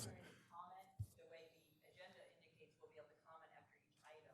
Oh, sure, you can comment, but that's, everybody is a little bit different. I looked at this myself, and I'm a full-time resident, and my usage is probably 69% in the peak period and 31%. And everybody's different, no question whatsoever. This is for the bulk of the users of water, whether they are full-time or they're part-time or they're just the summer. Susan, can I interrupt you? Because anybody who's listening on the internet isn't able to hear you when you're back there, so If you can, thanks. And just while you're doing that, I wanted to add one comment to Commissioner Calusi's point, is I actually put my data into this model as well, and I'm full-time, don't rent my house, don't have an irrigation system, here all winter, and this model came out, or my rates came out to what this model says. I'll pay about 8 cents more a year, and I'm a common average full-time resident here, and based on my real data, it came out to exactly what the model said it would. I'll pay like whatever, 6, 7 cents more, I mean, a year under the proposed model. So I think it does account for a full-time resident, at least this full-time resident. So, Have her state her name. yeah. State your name, please. Suzanne and your- Good, 1 Grove Street. I'm very disappointed that when the one chart was presented, it doesn't reflect what most of us who live here year-round see, which is that only about 55% of our water is used in what used to be the peak period, and 45% in the off-peak period. So, in addition, I know that you've been tasked, Kevin, with a chart, but the example you're citing several times is a user of only 20,000 gallons per year. That's probably a one-person household. So to me, when I'm comparing my usage for the past year, I see our water bill for a 3-person household where about 55% of our water usage is in the peak period and 45% in the off-peak period, as closer to $275 more per year. In addition to the ready-to-serve charge going up from $21 to $31 per quarter, which is about a 50% increase, the rates in the off-peak period are going to be so much higher than they used to be relative to the peak period. There's no comparison. So I think I'm just very disappointed that the example you cited, everybody up here is concurring that somehow that's how theirs is. You may be very small water users, but there's no way mathematically, I know that Donna has some Excuse me. figures. Talk to us, please. It's difficult to convince anyone mathematically that the algorithm you're using to show that it's only 7 cents difference under these new rates that do away with the seasonal rate structure. And I'm just disappointed. I feel you worked on a foregone conclusion starting in January on that committee, that it was time. And as you'll note, I wrote 2 letters in that are part of the agenda that talk about other communities with similar parameters to ours. And the fact that, as Commissioner Caluzzi said, the tiered rate structure is a little more complicated when you don't have submetering in some of the larger buildings. Because we can't adopt the tiered structure now, it's all the more imperative that we maintain the seasonal structure. And I looked at the chart. It's so different from any sort of anyone but a minimal user who, I don't know how we assumed on the chart that the person used 75% of his or her water in the peak period. That's more like a business, not a residential customer who's here most of the year. So I'm disappointed in what I'm hearing up here, deeply disappointed, and I don't think you've convinced yourselves by that 20,000 per gallon per year customer whose water usage, who uses 3 times more water in the 6 months of the peak period than during the off-peak period. You would draw that erroneous conclusion. Suzanne, do you have a copy of this? I do. Okay, well, if you'll probably see that it looks at 20,000, 40,000, 80,000, 100,000, and 500,000 gallons. I did, but again, you're doing a 75%, 25% break. And there are people like ourselves, if we go away in the summer, I calculate our differential as 55% and 45%. So the 75%, 25% is an extreme example of It's a not extreme, seasonal- it's what mine is. It's about what mine is too, as a Why, regular do resident. you travel I for mean, this? Do you travel for 5 of the 6 months of the off-peak season? I have irrigation that I use. I have guests, so my water usage is much higher. With an irrigation system, it should be more like a 50-50 split unless you're traveling for most of the Well, off-peak no, season. we use my actual bills because I was. I have too, so I don't Okay, understand. I think you've made your point, and I appreciate that. Well, Thank you. I hope we don't operate in this manner. It's deeply disappointing to hear this 75-25% differential. That's the whole point of the seasonal structure. Thank you. Thank you. Yeah, we've gotten we've gotten, in the past, a lot of comments on the desire to maintain peak and non-peak. And, you know, I think we need to do the best we can to kind of dispel that that's either a good thing or not a bad thing. But I think what we've done is through Kevin, his group is use this to try to justify it and everything. So this is just out today, essentially. So I'm looking forward to further comment from the public. I'm not sure 2 weeks is enough to resolve it, to hear from them, and that, you know, let Suzanne show her analysis or something, let others, but again, I think we have to, the onus is on us through Kevin's group to try to do our best to explain it. And again, we've just invested in this single document here, so I'm not interested in rushing it necessarily. Well, I'm not necessarily interested in rushing it either, though, but the extensive amount of work that the committee's done, that our outside consultant has done, is extensive, and we've been seeing more and more charts that prove further and further the deep work that they've done makes sense for the flow in the city of Rehoboth. Yes, there are going to be different people all around town that have different bills, but if we look at the bills in general, the flow of what goes on in the city is that 75-25. And, you know, I feel no problem whatsoever as we move forward. I'm not hearing anything new that I haven't heard over the last couple of months, and I don't expect to hear anything new over the next couple of weeks. I think the work's been done, and I think it's up to us to make the decision one way or the other on how to move forward. I'd like to respond to Kevin's presentation, and before you go into the rates and looking at this, I don't think anything we're going to say or do is going to change your mind. I think, you know, I think all along as I look back, what's been guiding this or driving this is the myth that businesses subsidize residents.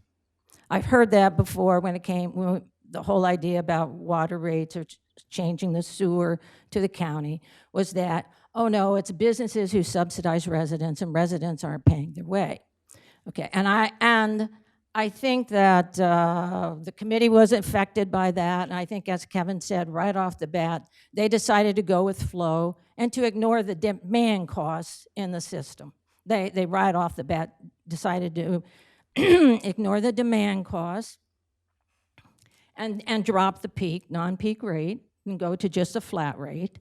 And then now, as we've questioned that, it keeps changing. So now there's a new way to look at the peak rate and non-peak, using a new system to set those. That's what's being presented today for the first time, and not using the method that the city had used earlier with the 48% differential. So things, and my concern about this, I think it's really unfair that when the bill comes due, that the city changes the method that it bills people.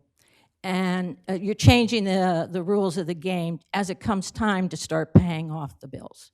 And I think what's happening, everybody is doing everything they can to shift costs from businesses to residents if possible, and thinking that they can do that by shifting costs from the high season to the off season.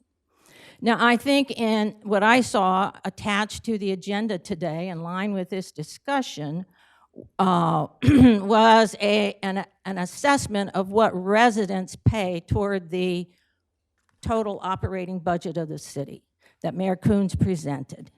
And that I think that was presented to show that residents pay only 8.12% of the total operating budget, okay? And I think that's just to underline this myth that businesses are subsidizing residents. So in looking at that, I thought, well, how does this method that he's used, how does that affect other key groups in town?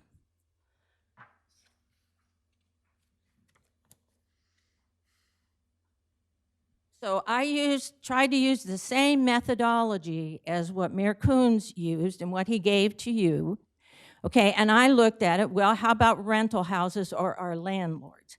What percentage of the total operating budget do they pay?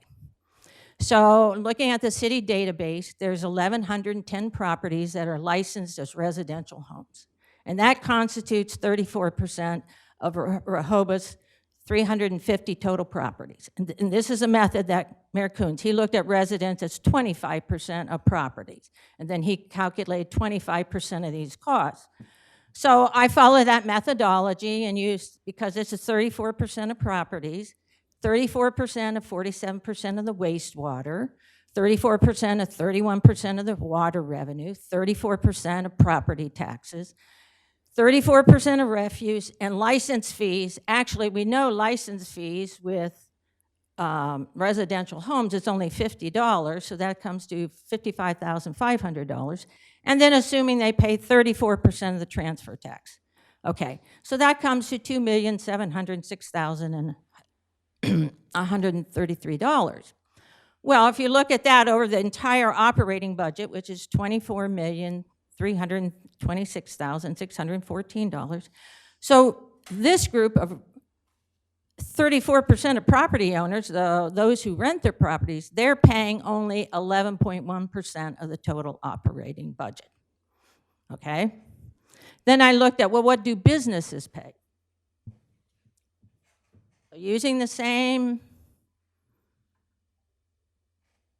methodology as was outlined in Mayor Coons' proposal, I understand there are roughly 300 businesses licensed in Rehoboth that would be occupying roughly 300 properties, or that's 9.4% of all properties.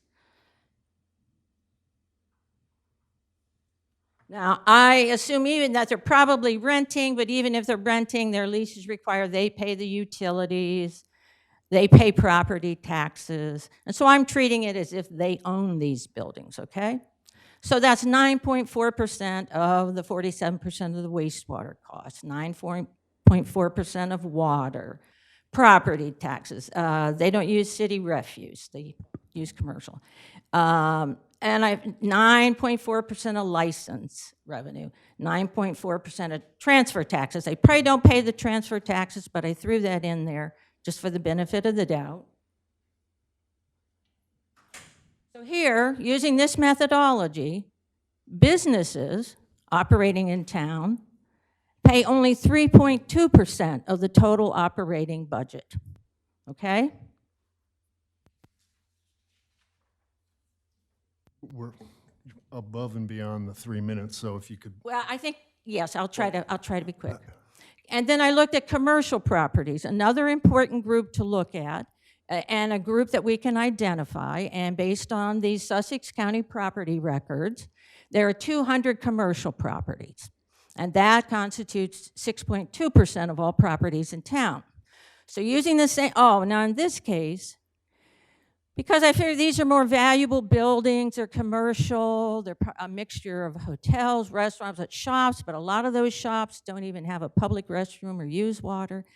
So try to be fair, I assigned that rather than that, they account for only 6.2% of these revenue line items. I tripled it. I thought that would be fair to kind of, recognize that they're more expensive properties, and some of them use more water. Okay. So that's almost 20% of wastewater, water, property taxes. And in this case, again, we can do licenses. Like with hotels, according to the Chamber's information that was in the packet, there's 1,087 hotel rooms, okay? And they pay $26 a year. So we know hotels pay like $28,000 in licenses. So and I estimated, and bars have to pay $650, and then other businesses pay $320. So I estimated what their licenses were, okay? And then also, these businesses don't turn over much, so I kept it at their 6.2% for the transfer taxes. Now, so that totals a little over $1 million, and this constitutes 4.88% of the total operating budget. That's all there. contributing. Now, so that's how, now what's,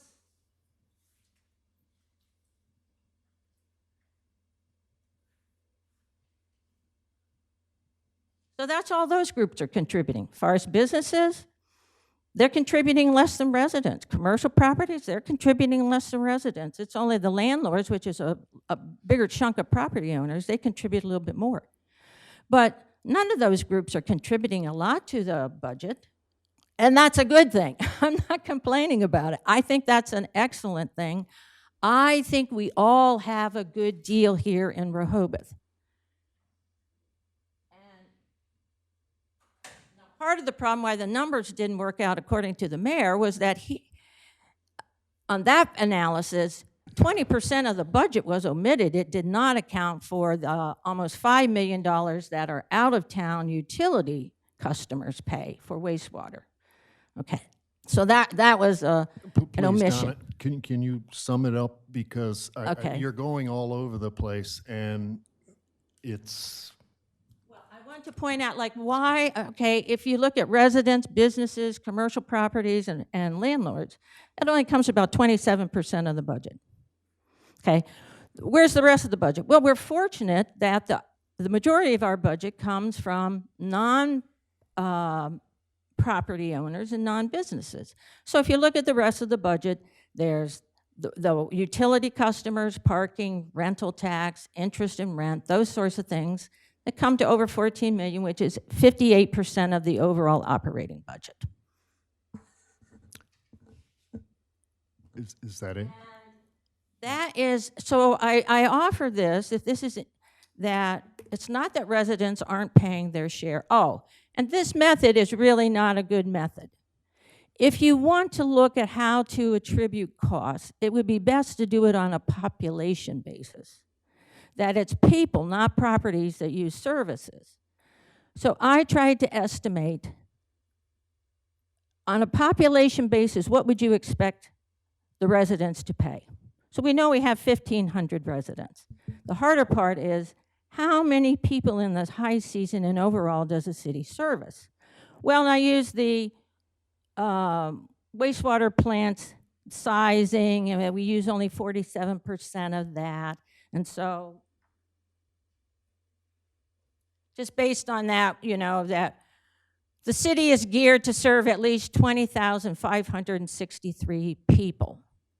And residents constitute only 7.3% of that number. So based on looking at costs and revenue that way, yes, one would expect residents to pay a little over 7% toward the operating budget. Okay? So from this analysis, using the mayor's method, it's like no group is burdened. Residents aren't burdened, businesses aren't burdened.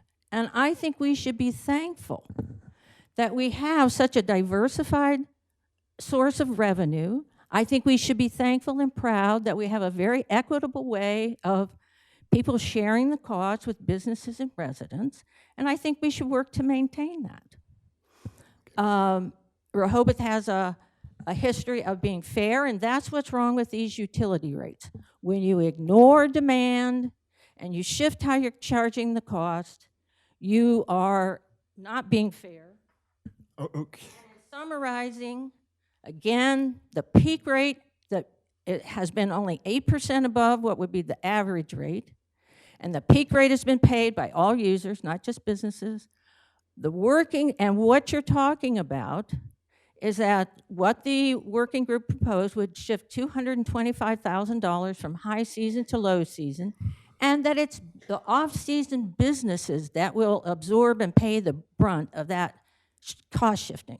Because I agree, for small users, there's very little impact, but it's going to be the bigger users or your off-season businesses that are going to pick up the differential. So I don't expect this to change your minds, but I did want to present it, and I did, since you had gotten other information, I wanted you to think it all the way through and what's really happening.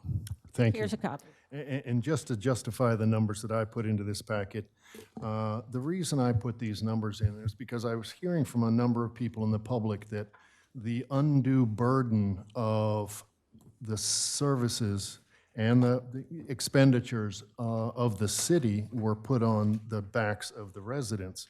And what I was trying to point out is, if you look at the full-time residents, approximately 8% of our budget is on the full-time residents. I was not trying to break down the rental or anything else, but I was basically saying that 92% of our revenues are paid by others.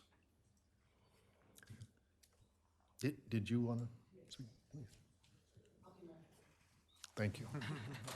Susan Gay, 316 Country Club. I actually want to start with a basic question because Commissioner Sharp brought her bill, right, to you, and you were showing, and I don't believe we were shown earlier in the slides, Kevin, a comparison between the rate per 1,000 gallons of the interim versus the new, because I thought I heard Commissioner Sharp say that the bills were going to be similar.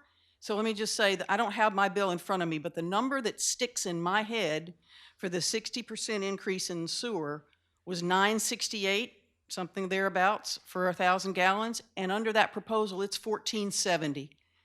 So if the 968 is a 60% increase, then the proposed flat rate is an additional 52% increase. It is not the same. But I think what he was saying, and I'll let him speak to it, is it's the total. It's not the specific line item. Because using that methodology, you don't have a surcharge anymore. That surcharge disappears because now we have just two line items, a ready-to-serve fee and a consumption fee. But is the service charge still, is the extra service charge still in there for the interim, the 50%? Yes. It is still in there, okay, and so that's. So it's really the total you have to look It's at, the not total, per okay, so line. then the 9, so tell me what the total is. So Ann, could you throw this one up? This was in, I think, the last presentation we did, where we compared the interim versus the we didn't 48% see peak, today. Okay. non-peak versus the proposed. So that was in the last presentation, but we tried to get Okay, so, each of the three proposals on the same sheet this time. so then, but again, what is the current rate? Current interim rate is here. The peak is 1452 and the non-peak 989. Okay, And they're ready to serve at 2902. so then the non-peak is. And then our proposal Okay, is, so it is going up from the non-peak of 989 to 1470 because that's now going to be a flat rate for the year. Okay, and that's a significant difference to a lot of people. The other thing I just want to mention in terms of the ready-to-serve fee, while it is true that I think I heard somebody say there's a 50% increase in the ready-to-serve fee, but the ready-to-serve fee for the largest users went significantly down. It went from $12,000 down to $2,000 for the big hotels. So that cost is being spread over the smaller users because they are seeing their ready-to-serve fees go down while we're seeing our ready-to-serve fees go up 50%. And that 50% may not be a lot in dollars. It's kind of like with the property tax increase. It's not a lot in dollars, but people don't like to see that percentage of increase when another user is seeing theirs go down. I'll just throw that out there. But the main thing I want to say is, I appreciate all the numbers that have been put together about who pays and who benefits. I think it's an excellent exercise and something that should be continued in any number of ways. But I don't like the emphasis on full-time residents because I think that, what we have here is an unusual situation where full-time resident is in a bit of a technicality because there are full-time residents here who go away in the winter. There are many part-time residents who are here in the winter. And so I prefer to refer to residents as all residents, part-time and full-time. And our part-time residents are about 70% of our population. They're invested heavily here, both financially and emotionally. They care deeply about what is going on here. I think we need to consider the impact on all of them, not just full-time residents, and make sure that the rates are fair for everyone. And along those lines, and I understand that some people that are here maybe only in the summer might be paying more in peak. I get that. One thing you may consider in terms of conservation as well as fairness is to think of the new rate as a single rate all year as a baseline. And I heard Mike Strange say this. I heard him use the word baseline about 5 times in his presentation at the town hall. And I thought at the time that a baseline is a starting point, not an ending point. And one measure you could do that would solve the problem, or would certainly address the problem of conservation as well as fairness, is to maybe take a baseline number and apply it through the year, and then have an increase, a threshold in the summer, or a threshold maybe throughout the year, so that if you use more than a certain number of gallons a quarter, you pay a little more. That protects the lower users, and it promotes conservation, and it gets you closer to that peak, non-peak rate that we've had all this time. Thank you. That's it. Thank you, Susan. Anybody else?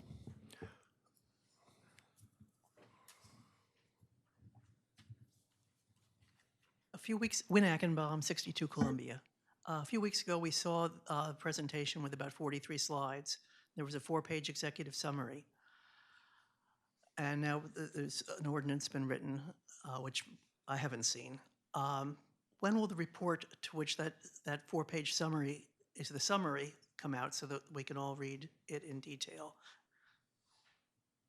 I think it was already in the most recent meeting that we had. It should be up on the website. On what date? I'm sorry, I've been away for a few weeks. What was it, July 19th, or when did we have the? The town hall was the 13th of 13th, July, and we 13th of had this July. So after document. that? Yeah, at 13th the- of July. All right, thank you. Yeah. Thank you. If there's nothing else, is there?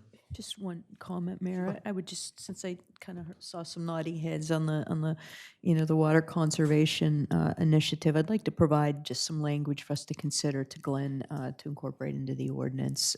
Just something very high level that basically, the city will develop and review and get a commissioner approval for water conservation initiative on an annual basis, something along those lines. I'll work on it, but I'd like to put that in for consideration so that we kind of hold ourselves accountable for moving forward on at least thinking about this, whether it's, revenue based or economic based or education based. I'd just like something in there.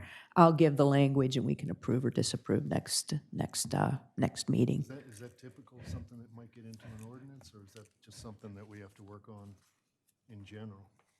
So I think, I think if you wanted to develop a water conservation incentive, it could be in ordinance form.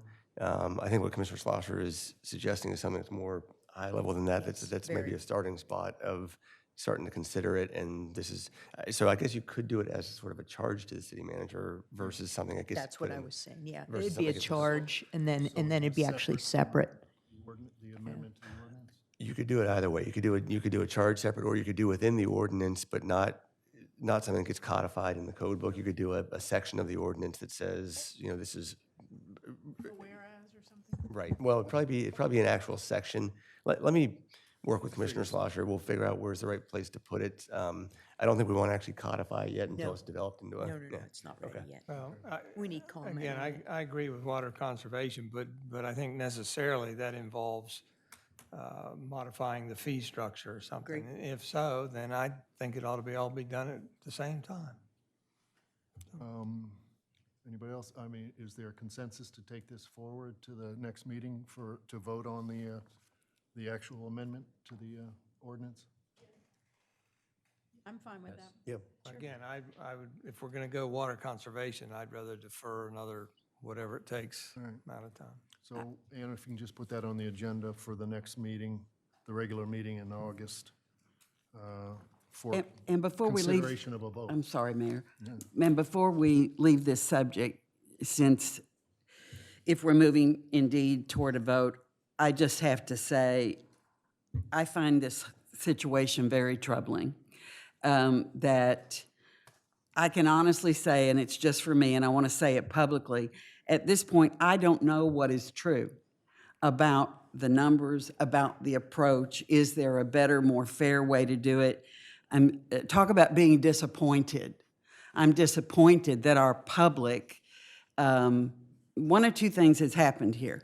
We've either been so unsuccessful in being able to express the equity in this, or there's there's some other element that we're not able to address nor have our room filled with folks who honestly say, we think this is good, we think it's fair, and we think it's equitable. Now, I just wanted to say that as we move toward a vote, it's very troubling for me. And I wish we had more voices, not to negate what we've heard, because there's a very consistent theme that yet we are not equitable. And that's troubling to me. So maybe there's some things to think about going forward about how to communicate, or I don't know what the solution is, but it's distressing to me. And I just wanted to put that on the record. Well, I'm on the same, it's kind of the same wavelength, but again, I come back to that. If we're investing all our time in this to explain to the public this, I think maybe we need to go a little beyond this and have some written language that helps explain this clearly enough so that we can try to convince some of the people that this is the better way to go. Because I'm still have mixed feelings right now. Okay. So. All right, thank you. We'll just move right on to B, which is the update on the 5-year capital improvement plan, citywide street paving. City Manager. Yes, before I turn this over to Kevin, this is just a brief outline of what's ahead in the fall. This relates to our $450,000 CIP expense that we put into the budget each year. So Kevin's worked out some of the numbers with our engineering consultants, and he's ready to present that to you. Thanks, Sharon. Ann, could you put the overhead on for me?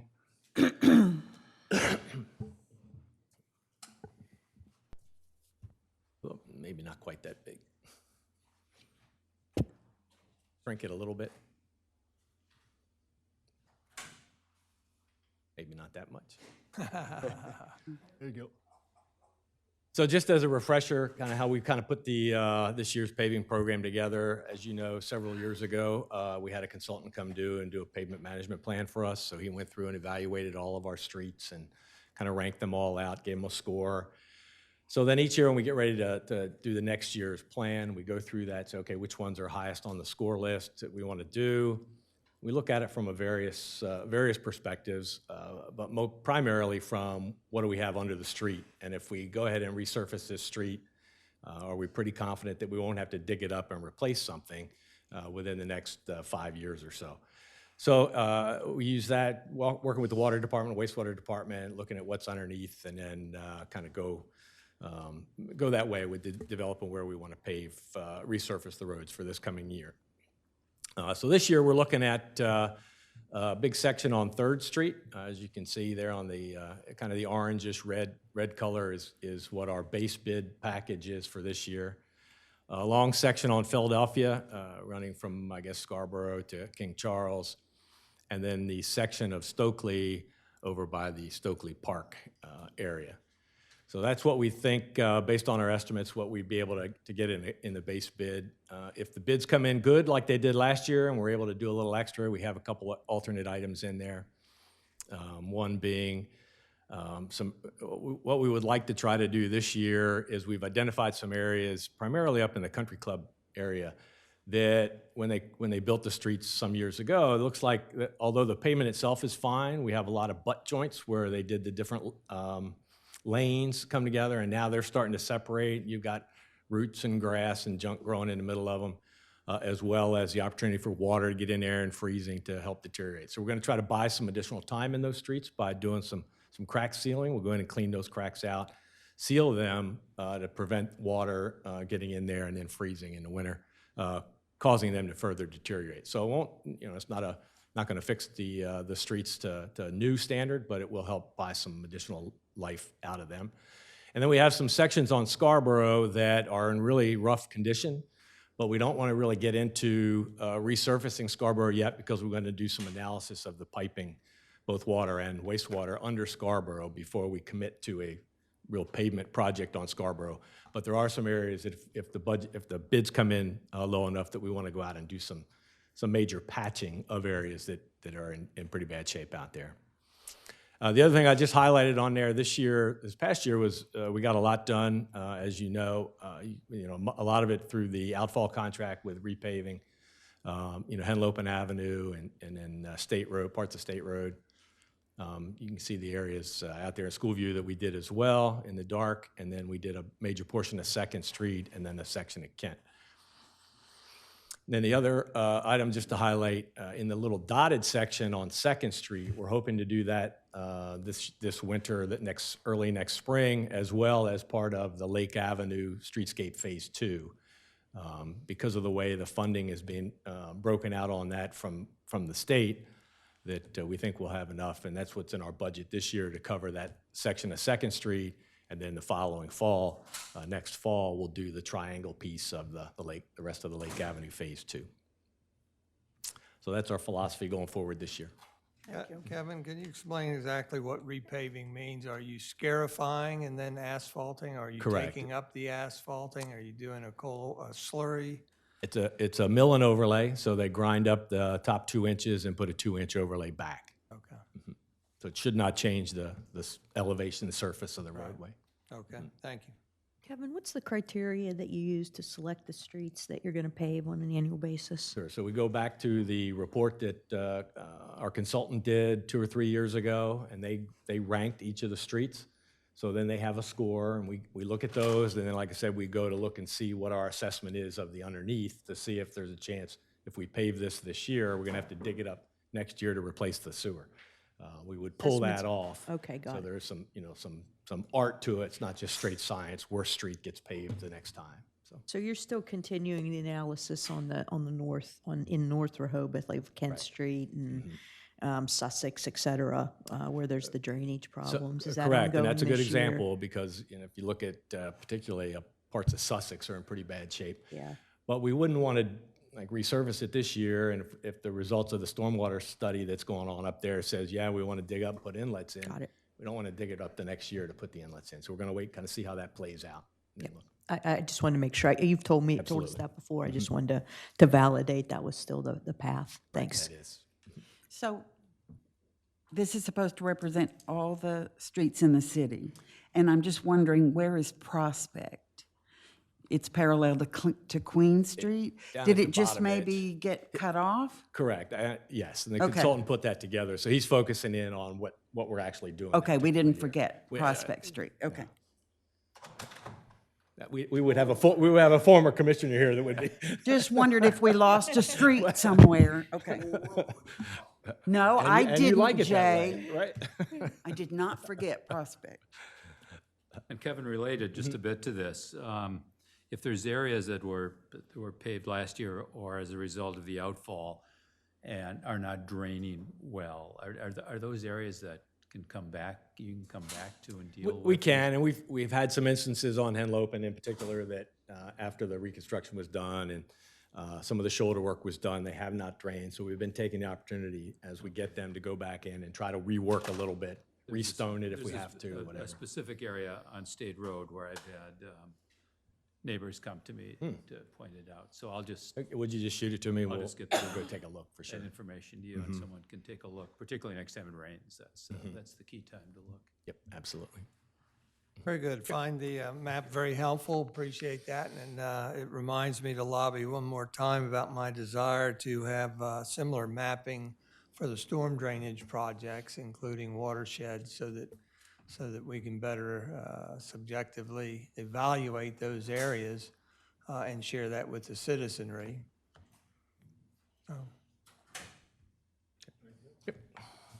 Great, thank you, Kevin. Thank you, Sharon.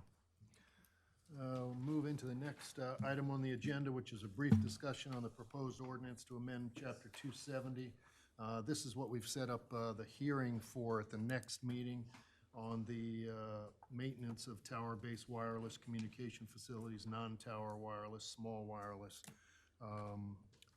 In our last meeting, we did discuss the resolution to set the public hearing, and we did discuss the operator's manual. Glenn, I'll turn to you. Yeah, only to mention, Mr. Mayor, that those documents did not change from the meeting that you had with, remember the Cohen Group who's put this ordinance together initially? They were on the line during one of your meetings. There were no significant changes to it, but we did get the documents up, I think, within 24 or 48 hours from the last meeting. So those have been online now for quite a while for people to review. Since the 19th, I believe it was. Right, so they've been available for public consumption, and they are the They subject. did add the cybersecurity provision. That's right. That's the change that I saw. I don't know if there was anything else significant. I think that was it, right? Yes, And correct. Yeah. And so they've been online, they're still available online, and you do have a public hearing on August 16th, and could vote on the ordinance then, if the commissioners are ready. Any questions on this document? Well, yeah, I'm just going to reiterate one thing that I said at the last meeting is I'm not an expert in all this. I read it and I get glazed eyes over some of it, but I do know what I like and don't like, seeing what's in town. And again, some of my comments are that while it is permissive to allow co-location, it's not mandatory, and that gives me pause. That by forcing co-location, the best we can, will minimize the number of poles that we have to see going up. I also think we ought to have specific standards for the boardwalk. It mentions pole mounting, the equipment. And we've got one of the recreation lights on the boardwalk that has pole-mounted equipment, but it gives a maximum size twice as big as what's mounted on that pole. And I would hate to see more poles on the boardwalk that have the equipment. Jay and I were doing a survey of boardwalk towns in New Jersey recently, and some of those towns have monster Wi-Fi systems on there. Some of them have the mounting contained. Ocean City, Maryland has the equipment contained in the base of the thing, so it's hidden, but it's twice the size of a 55-gallon barrel on the bottom, and then it tapers up. Not very aesthetically pleasing to me, at least. Back to New Jersey where we went, some of them have the equipment mounted on the poles. Some of them have the equipment mounted directly on the boardwalk themselves. You got these big boxes this big. They're just ugly intrusions, in my opinion, on the boardwalk. And yet we're not really regulating them. I think we ought to be giving more restrictions on the placement of the 150-foot poles, for instance. It's not unreal, I think, to say that at one point these Wi-Fi companies are not going to be able to be serviced by the Henlopen condos or Star of the Sea, and they're going to need to find other locations. And if they want to put a 150-foot pole in the median at Rehoboth Avenue, are they allowed to do such a thing? Plus, it mentions guy wires. They have to have the availability of space for guy wires on there. What about the restrictions on the height? I think there's a 50-foot height restriction. I had a fit and kind of stopped the process when they wanted to put, AT&T wanted to put a pole at the end of Stokely and also in the thing, 35 feet. Now we're allowing 50 feet. And I just think that we need to put more restrictions on the areas where they can do this. We need to have restrictions on where the equipment goes. Can't the equipment, if it's going to be on the boardwalk, back to the boardwalk, can it be restricted from being put on the ground? Can it not be put under the boardwalk or wired under the boardwalk to the west side of the boardwalk? Can we not have a restriction that no towers at all are on the east side of the boardwalk? Again, I'm thinking ahead of the aesthetics of all these and trying to minimize proliferation by forcing co-location of some of these things. I have a question Yeah. from what you're saying. Because I mean, yeah, there's a lot here, but what I do remember is if there is the structure that an antenna can go on can't be more than 10% higher than what's adjacent to it. Am I wrong about that? Correct. So we won't necessarily have 50-foot towers. Probably not, I would think. So, I mean, I agree with you. I mean, I do agree with you, but I think, I'm hoping that after listening to these presentations by the companies, that we are sort of online here to take care of these issues. But Well, again, I'm if not. I'm wrong about that, somebody tell me. Well, again, I'm not an expert. I'm not sure any of us up here are. I would hope that the experts are the city manager and this, particularly the city solicitor, and that maybe if they agree with anything that I say, maybe they address it. So those are the concerns. The other things in here have to do with page 16, which is 33 of 55. It says the city may assess appropriate and reasonable permit fees. I don't know why can we not address that right at this time and put what the fees are in there and develop a appropriate application? Then on the next page, page 17, page 34 of 55, support documents, it mentions, well, there's 3 areas that are not filled in yet to be determined. Are they truly to be determined, or are they something that we're supposed to determine now and put in this so that when we vote on it, it's incorporated? And then there was, I think, one other place in here also. They have the fencing and the screening has to be between 6 foot and 8 foot. I don't know why we just don't put 8 foot. Page 19. Yeah. Let me flip through here. There was one other blank in here, I believe.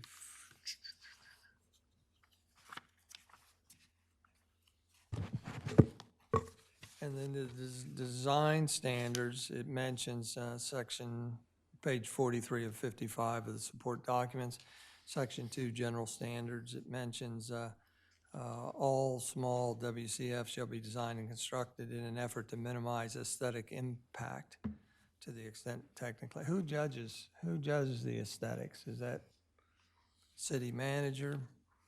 Because if somebody's not assigned that, then it's liable to be overlooked.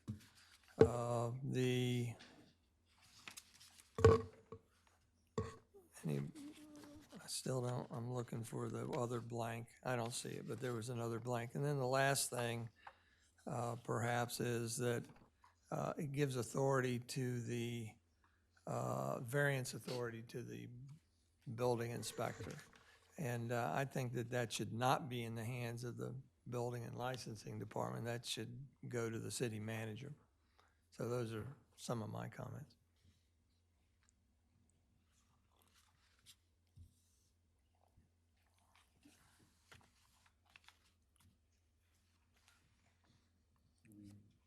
So when we have the, That's prior to the public hearing? yeah, well, certainly the last one, last thing you said, I absolutely agree with. And I'm presuming at the public hearing, there'll be another summary or description of all of these things for the public. And I know that, well, I assume that anything, for example, from AT&T or from Verizon, for example, that plan will go to the city manager, and the city manager will have, some ability to direct where and how these things are going to be. And I mean, I realize putting everything in the code very strictly would be ideal, but maybe not practical. So, I think I have confidence that the city manager will be able to handle these things in the future. And I'm glad you said that, Pat, because to your points and to Stan's points, I just believe it should be, even if it isn't, a matter of course, that if you've got building and licensing folks involved, they're doing that at the direction and oversight of the city manager. So if there's an issue with that, I'm sure she would raise it. But I think that oversight is particularly critical. Oh, yeah, I agree. I found that other thing that, it's not missing, but there were comments in there embedded in it, page 56 of 55 of the support document, or page 19, referencing minimum setbacks. There was a comment, 2 comments in there. And again, the question is, do these need to be filled in? And an appropriate time, sufficient time prior to the public hearings, so that the public knows what they're reacting to and what we're acting on. Would you like, rather than to figure that out here and now, maybe the city manager and I speak with building and licensing and bring some recommendations and try and get them into the ordinance that's posted online rather quickly, so it's there before? Yeah, the better public hearing? filled in than blank for sure. Yeah, you know, I generally agree with much of what Commissioner Mills has been talking about, and what particularly resonates with me are some specific standards in the boardwalk and the beach area. You know, a lot of this is generic, and while it's probably generally good practice and policy, we are unique with the boardwalk and the beach area. I think it's worthwhile to give some serious thought what those standards could be, and have some discussion. No, I agree, and I mentioned that at our last meeting, and I think that hopefully that'll be, when we have the public hearing, you know, if it's not covered in there, we'll raise it again. Because I will admit that I have not read through the whole 55 pages again.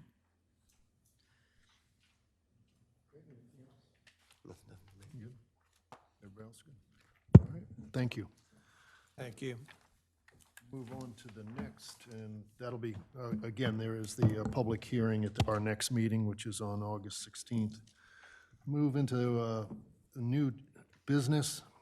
As I think most of you know, I believe it was on July 16th, the governor signed Senate Bill number 86, which is an act to amend the charter of Rehoboth Beach relating to the power to impose and collect a lodging tax. If you remember, I think back in September, the commissioners voted to send it to our legislators to ask for a charter change to allow us to impose up to a 3% tax on hotels, motels, and tourist homes within the city. I think the solicitor has put together that a few documents, and Evan Miller's put in a few documents. One is the Senate Bill 86. And just informationally on that, there are a number of other municipalities that also went in this year to do the exact same thing. Both Sussex County and Kent County are doing it. So the hotels right outside of town that are unincorporated in Sussex County will be imposing a rental tax on their hotels, motels, and guest rooms, or excuse me, tourist homes, as well as a number of other municipalities. It looks like Georgetown, Seaford, Millville, and Dover will also be doing that. I have heard from representative of the county that their plan is to implement a full 3% tax for, I believe, January 1st of 2020. And I think as in the package that you have in your agenda, there are a number of things. The ordinance itself to amend the charter, the ordinance to amend the code itself. There's Title 30, which is part of the state tax system. And then Evan has put together a draft document that would be a voucher that we would be sending to the hotels, motels, and tourist homes on a monthly basis to do the collections. And if you'll notice in the ordinance amendment as well, that unlike the rental tax on the rental homes in town that we collect every February for the year, the suggestion would be to collect it from the hotels, motels, tourist homes on a monthly basis, much as the state does it right now on their 8% tax. And as you can see in the amendment to Chapter 245. The suggested rate would be 3%, but again, that's open for discussion here. And again, taking place, as we mentioned to the public back when we were doing our budgets, to take place as of January 1st, 2020. And with that, I will open it up to discussion. What do you mean by tourist home, just real quick? What's the It's- definition of quote-unquote It's, tourist home? That's 5 bedrooms and larger. That's the way it is in the code. Tourist home, like, kind of like a bed and breakfast. It It's doesn't in have. here. It's in Yeah. here on the Yeah, yeah, definitions. yeah, I just Doesn't have clarify that kitchens. publicly, yeah. And it what, has what? Doesn't have kitchen, more than one kitchen, I think. Okay, gotcha, thanks. Well, I want to compliment Sharon, so make sure I restate this when she comes back in the room, but for doing a draft lodging tax monthly payment voucher. Who put in 3% in this, Mayor? I did. So I asked Glenn to put it in there. Well, I'm just, this is my pedestal. I'm gonna complain again that it ought to be blank, because we haven't discussed it, and I think it sends the wrong message out there to the public and the businesses that, again, we haven't discussed it. And it kind of continues my theme from the first budget talks when we put monies in there as definitive. Anyhow, that's my little thing. I have some questions, though. You mentioned a monthly payment voucher, and for some reason, I'm overlooking it in the code. Lines 61 to 67 mention an annual payment, I believe. Am I missing something? I think it was changed, and I'm sorry. Yeah, the was ordinance changed. commissioner largely tracks the way that the residential rentals ordinance But works now. where is it? So, I I sent think it out, references an annual payment. I don't know if it references the voucher. Let me see if I can find it. yeah, that may not have been in today's. I sent this out. Well, 61 to 67, the way I interpret it, it's an annual payment, so But you're reading it, what's the date on the top? July 31st. Yeah, there's another one that came out August 1st. You have July 31st as well? Yeah, I do. Okay, So- it should have so- gone out. Packet. Yeah, I think in the packet, it may be the 31st. So you're changing it to monthly. Have we checked with the hotels to see what's most convenient for them with the They're already doing it with the state. monthly basis? Okay. Yeah, And, this was to match the state, because initially, I think we had put that in there, and there was discussion about, because I think it's good for both the hotel as well as the city itself, because it basically has the cash flows on a monthly basis with the hotels, which would be a substantial amount for the hotel to hold aside until the end of the year to pay it once. Well, now that Sharon's back in the room, I wanted to tell her that I earlier complimented her and her personnel for drafting this document. Not complimentary on putting the 3% tax rate in there because it's undecided, but otherwise, a very good document. I need help interpreting the effective date, lines 94 to 96. No lodging tax pursuant to this ordinance becomes effective immediately, but no lodging tax shall be collected for lodging agreements completed prior to January 1st, 2020. January 1st, 2020, that's 5 months' notice, okay? What does that mean? That if somebody rents a hotel room in December 15th for February, they have made an agreement prior to January 1st, so that's negated? That was, again, the August 1st, and I apologize for you not having it in your packet. That was taken out in the August 1st. And the August 1st, Wait a minute, do we have August 1st in our, so we don't even have it? Okay. I apologize. I Well, thought I sent read that. what you have then, and is that a new section 4? Section 4. It Can you says, read it, please? "This ordinance shall become effective on January 1st, 2020. Okay. So everything else is gone except that sentence? Right. Okay.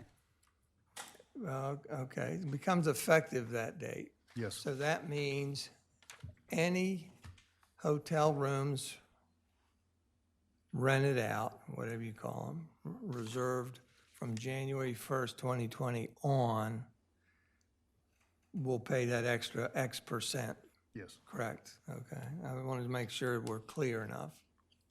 Thank you. Well, so it moves contingent on when you make your reservation as opposed to the date that you'll be in the hotel? It's the date you'll be in the hotel. It's the date you're going to be in the hotel. So you could make your reservation December 15th, but you will be charged the 3% Yes. if we enact this If you. for a 2020 stay. Yes. With the wording he just read, not the wording in the July 31st. Okay, I'm with you. Thank you. So I'm sorry, I want to go back to this tourist homes definition. I know the definition's in there, but I want to give you a scenario. So last year, we doubled the tax on rental properties, right? So 3 to 6%.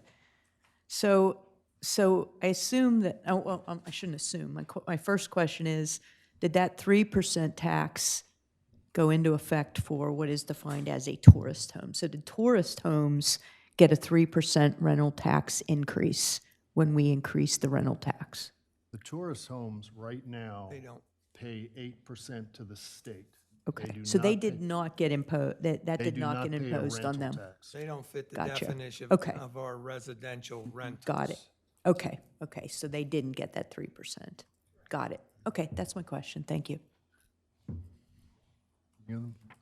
No, the only thing I have is that I'm very much in support of validating the tax rate that was plugged in here of 3%. Yeah, and let me go over that a little bit further. One of the things is we spoke with the hotels over this past year about the possible implementation, and we were asking our legislators to look at a change in our charter. The big thing that stood out was the hotels were saying, well, we want to be on a level playing field, and if you put 3% tax on the hotels within the city, well, then everybody's going to stay outside the city, because outside the city, the hotels are just 8%. And I think this is one of the reasons why the county did put it into place. I think Newcastle County has had it for a number of years. Other towns in Sussex County, Milford put it in last year, I believe. But I think what's happening is across the board, both the municipalities as well as the counties are trying to get a level playing field so that if we put in 3% today, as of January 20th, our hotels will pay our 3% in addition to the 8% that they're already paying. And then the hotels in the county just outside of town are already paying an 8%, and they'll pay 3% to the county. And that's one of the reasons why I suggest 3% is, again, to put it on a level playing field, and it matches what the county is going to do.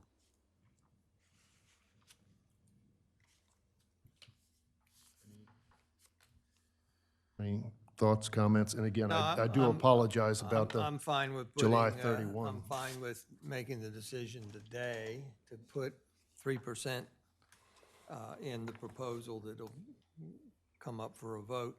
I did sit with a hotelier, and I think we all know one of the concerns has been that we're going to drive people outside the city to the hotels, and that the county's looking at a 3% thing, I think kind of levels the playing field, frankly.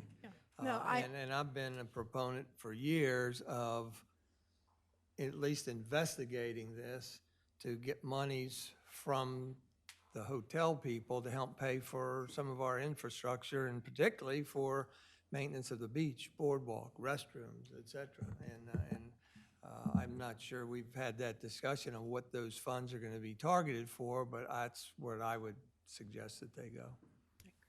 Yeah, I think that's a subject for maybe a different meeting.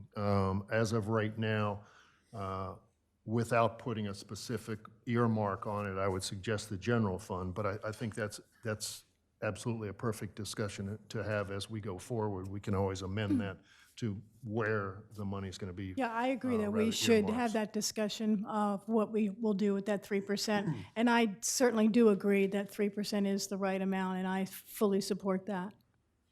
I certainly support the 3% effective January 1. And it's my understanding that with the county, that money will be specifically earmarked. And so I think it'll be good for us to learn from Sussex County where they earmark that before we have our own discussion, so that it might complement Yeah, what the county's doing in terms of particularly, support of our beaches and natural environmental areas.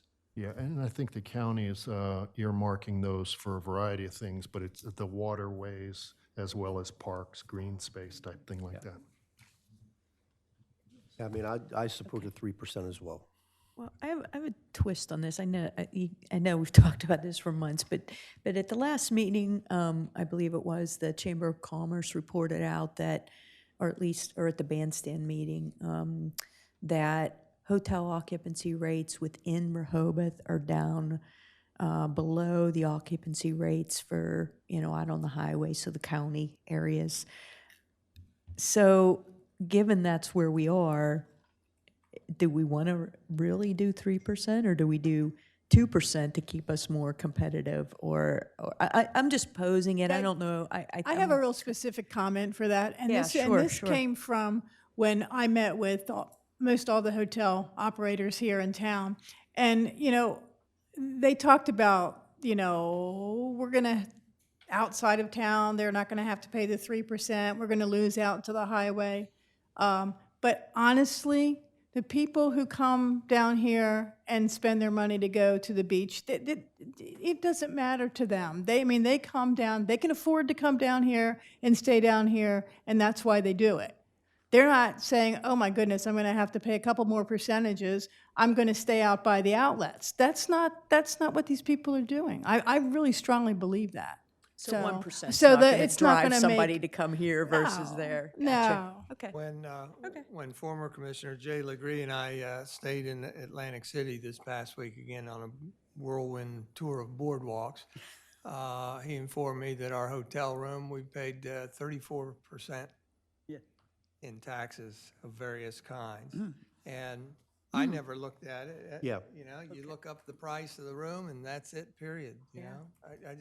I'm not Thank you. convinced that people are swayed by taxes in one area versus the other, so. No, and when you look at the convenience of, if you come into Breakers and you have a place to park and you can walk just about everywhere, there's, that would be a whole different experience for people, so. And I know, just to kind of say one more time, when I go to visit my mom in South Central Pennsylvania, which has none of the amenities that we have here, it's a retail town, I pay 5% local tax. So, it's, I think 3% is very reasonable for the benefit that people get by coming here. And Lisa, maybe I misunderstood what you just said about occupancy, but if I remember correctly, the numbers that I articulated at our last meeting from the chamber indicated that our occupancy rate in the city is actually a little bit higher than out in the rest of our zip code. And I misunderstood that. Yeah. That's even better. And I think that goes to what Commissioner Sheffer just said, is people like to be, first of all, the hotel rooms are more expensive coming in town, but I think they like to be closer so that they can walk and they can do everything they do, because you stay out on the highway, you still have to drive to come into Rehoboth or get on the DART. Pay parking. Yeah. Well, and I don't want to correct you that our hotel rooms are more expensive. I like to think of them that they're more valuable. More There you valuable. go. It's a better word. Good point. Good point. Anything else? Not? Please. Well, thank you very much, because as you all know, I've advocated very strongly for the 3%. Name. I'm sorry, Jan Conacy, 42 Oak Avenue, Rehoboth Beach, Delaware. Thank you, Jan. I would like to follow up on a comment, I think it was Lisa, about tourist homes. And I've always wondered myself what the definition is. many, many, many, many years ago, Mrs. Blizzard used to have like a boarding house, and I think Patrick and Howard live there now. And because my cousin stayed there, you know, and kids rented rooms, and she cooked a little meal for them. And at somewhere along the line, it stopped being a boarding house. So a tourist home is defined in our code, you know, 6 or 7 bedrooms. Well, there are a zillion houses in the residential district that are 7 bedrooms, 7 bathrooms, swimming pools, you know, 11 bathrooms, 2 kitchens, you know. And I always wondered, you know, are they considered for tax purposes a lodging, you know, like a home, or are they considered tourist homes? Because I couldn't find any difference between the two. And I was just curious because you brought it up, Lisa, and I just thought, well, you know, because I was looking at it yesterday, and I thought, well, yeah, I don't know. I always think of Mrs. Blizzard. I don't think of the home rentals, but in actuality, my sense is the home rentals do meet the definition. Yeah, and I think that's probably something that we need to look at as we move forward is, you know, making a distinguishing factors between one versus the other. And I think that's in the future. Yeah, because you don't want them taxed twice, but Yes. State law also defines a tourist home as having at least 5 permanent bedrooms. So are all those with 2, 3, and 4 bedrooms getting freebies? They're not, I think they're under the radar for us and the state. And also, just FYI, it also says they do not have cooking facilities. So, Right, that's a difference. tourist home doesn't have cooking Does facilities. not. So it's a B&B. Oh, okay. Essentially, it's a B&B. For use of the tourist, but Okay. somebody, that's where somebody could live there, the Abbey. And might I be just an had one example. more quick question, has nothing related to any of this, but you're talking about lights, and we talked years ago at the Planning Commission about it being a dark sky town. And in a dark sky town, you put like a cone thing under the light so the light doesn't shine up.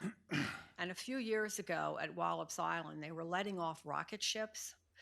And I cannot begin to tell you how amazing it is to stand on the beach at night and you see the rocket go over, and then you see the back end fall off, and then a little bit more, and then it goes up into the sky. Many times they canceled it while you were all standing on the beach and everybody shared that information. But it would be so easy for us to do that, and I would be happy to provide information about it. It would just make us so very special, and it isn't going to take away any of the open light on the boardwalk. All it would do was put metal covers over the top of the lights, and then lights shine down and don't shine up. And so we have so much natural area here and so much beautiful that we would have the skies too. I just wanted to add. I'd like to see that information. Okay, I'll interesting. send you a link. Yeah. Thank you. Thank you, Jan. Thanks, Jan. All right. So if we, it's okay, we'll just put it on the agenda for the vote next month. Thank you. And then final and new business, Commissioner Byrne had asked me to put this on the agenda for Commissioner Byrne, and Commissioner Schlosser had some ideas about the possibility of creating a new committee. Thank you, Mayor. This is a new idea, and it is for discussion, and Commissioner Schlosser and I are going to share some comments, and then we will open it up to some discussion. So I'm going to give a little bit of background briefly on this. Since April of this year, I've been meeting monthly with a group of local citizens who are passionately and intelligently concerned about our natural environment in the city of Rehoboth Beach. In fact, they've even dubbed themselves the Rehoboth Green Team. They've had many good ideas. They have many legitimate and formal connections to other nonprofit and governmental groups with similar interests in our environmental and coastal area. One of the challenges, of course, with a group like this is that they have no real connection to any governmental or existing organization, and therefore lack the influence that comes with such formal kind of a connection. Simultaneously to me meeting monthly with this group, a couple of other things have been happening. Commissioner Schlosser and I have been talking about environmental concerns, environmental opportunities within our city, and how could we best address them. And in addition, I think most of you know, and many of you participated just over 2 weeks ago in a planning commission workshop that addressed sea level rise and related environmental impact and economic impact on our infrastructure and land use within the city of Rehoboth Beach, as we're in the midst of developing our new 10-year comprehensive development plan. So it goes without saying, but it does continuously have to be said, that our natural environment is our greatest asset in the city of Rehoboth Beach. And protecting our ocean, our beach, our lakes, which are so unique to a coastal community, freshwater lakes, that is, trees, and the other part of our natural environment is critical to not only preserving the beauty of our city, but in sustaining all aspects of our economy, housing values, businesses, et cetera. So I'm going to turn it over to Commissioner Schlosser in just a moment, but our proposal is that the commissioners and the mayor create a new formal city committee that focuses on the concerns and the opportunities regarding the natural environment. Our natural environment is not sustainable if we do not, as a city, act in proactive and very intentional ways. Now, with that said, the intent is not to take away the good work from any other existing city committee. I think city committees operate in the best interests of the city, and therefore there is some overlap. We have a tree advisory committee. We have a committee that looks at bicycles and other kinds of non-motorized vehicles. That is in addition to a clean environment. We have a boardwalk and beach committee. They all have to operate together. They need to collaborate and learn from each other. But we are talking about a group that really focuses on specifically the sustainability of our natural environment. And so, Lisa, with that, you can pick up and then we'll move it along. Sure. Great overview, Dick. And, you know, I just, even from kind of a higher level, we have a lot of environmental groups and individuals that come to the commissioners either one-on-one or collectively with ideas on how we can address certain environmental issues or where we have opportunities to be proactive in putting in place, you know, good, solid environmental policies. And rather than these come in kind of one-off, there's so many that it seems we need a group to kind of take all these, harness the ideas, do some research, and come to the full board of commissioners with ideas. And would like to give all those groups a venue to do that, to come to us with ideas. I mean, just to, and at the state level, there's a lot of legislation being considered relative to the natural environment. I mean, everything from, you know, offshore oil and gas drilling to mercury concerns among our fish population, you know, general clean water, you know, species, looking at the protection of endangered species, clean power plans, climate change, offshore drilling. The plastic bag ban was just put into place, and I've had some really good conversations with some of our residents who have come up with ideas about noise pollution and some ways that we can give incentives to, say, landscaping companies to use electric, you know, or some other type of tools so that we reduce noise pollution. So with all these great ideas, we need a place to harness and bring forward ideas to this group in a way where we've done the analysis and such. So that's where Dick and I started talking about the group he has and said, well, boy, now's the time. September's when we put the committees in place. Now's the time to bring an idea like this forward, you know, to help us identify, track, report on national, state environmental activities, both opportunities and issues, and then also to propose initiatives for us to take on, like we talked about earlier, for a water conservation type initiative. So I think now's the time to do this, and I would love to see you know, us get consensus from the Board of Commissioners here to work with the ad hoc self-formed green group to come up with kind of a mission statement and charter. to present to this group and kick it off, you know, and vote on it maybe as early as the September meeting when we look at all the committees. So so that's I'm in full support of Dick, how Dick outlined So let me this. just add, the group that I'm meeting with are people that have self-selected in because they do have a passionate interest about the natural environment within our city. No promises have been made to them about anything. It's just that we're at a point where they can't have much of an impact without being more formally recognized. And I don't mean them as individuals, I mean the concept of what they're dealing with. Those are not necessarily, although they could be, individuals that would be on such a city committee. I can also tell you that, you know, within our midst are some very active groups. In the past, our Chamber of Commerce right across the street had a Green Force team of business owners. They have not been active the last 2 or 3 years. Carol Everhart is bringing that group back together this fall. I think that's very positive for our city and a group that could be a strong collaborator. SOLA 3 that deals with the health of our freshwater lakes. MER, the Center for the Inland Bays. Pat serves on their board of directors.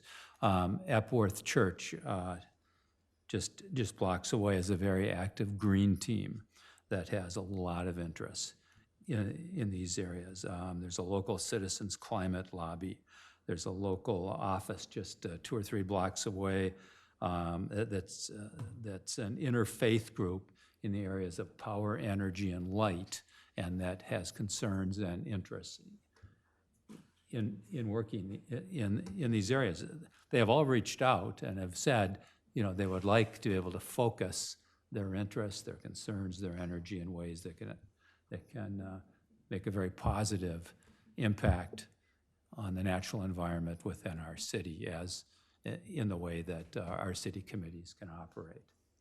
So, Dick, could you talk more, or Lisa, talk more about, you mentioned trees, and I want to thoroughly understand the scope or the goal of your group relevant to trees, because it would probably be good to hear from you directly, the clarity on that, since the Mayor's Advisory Committee on Trees just want to make sure it's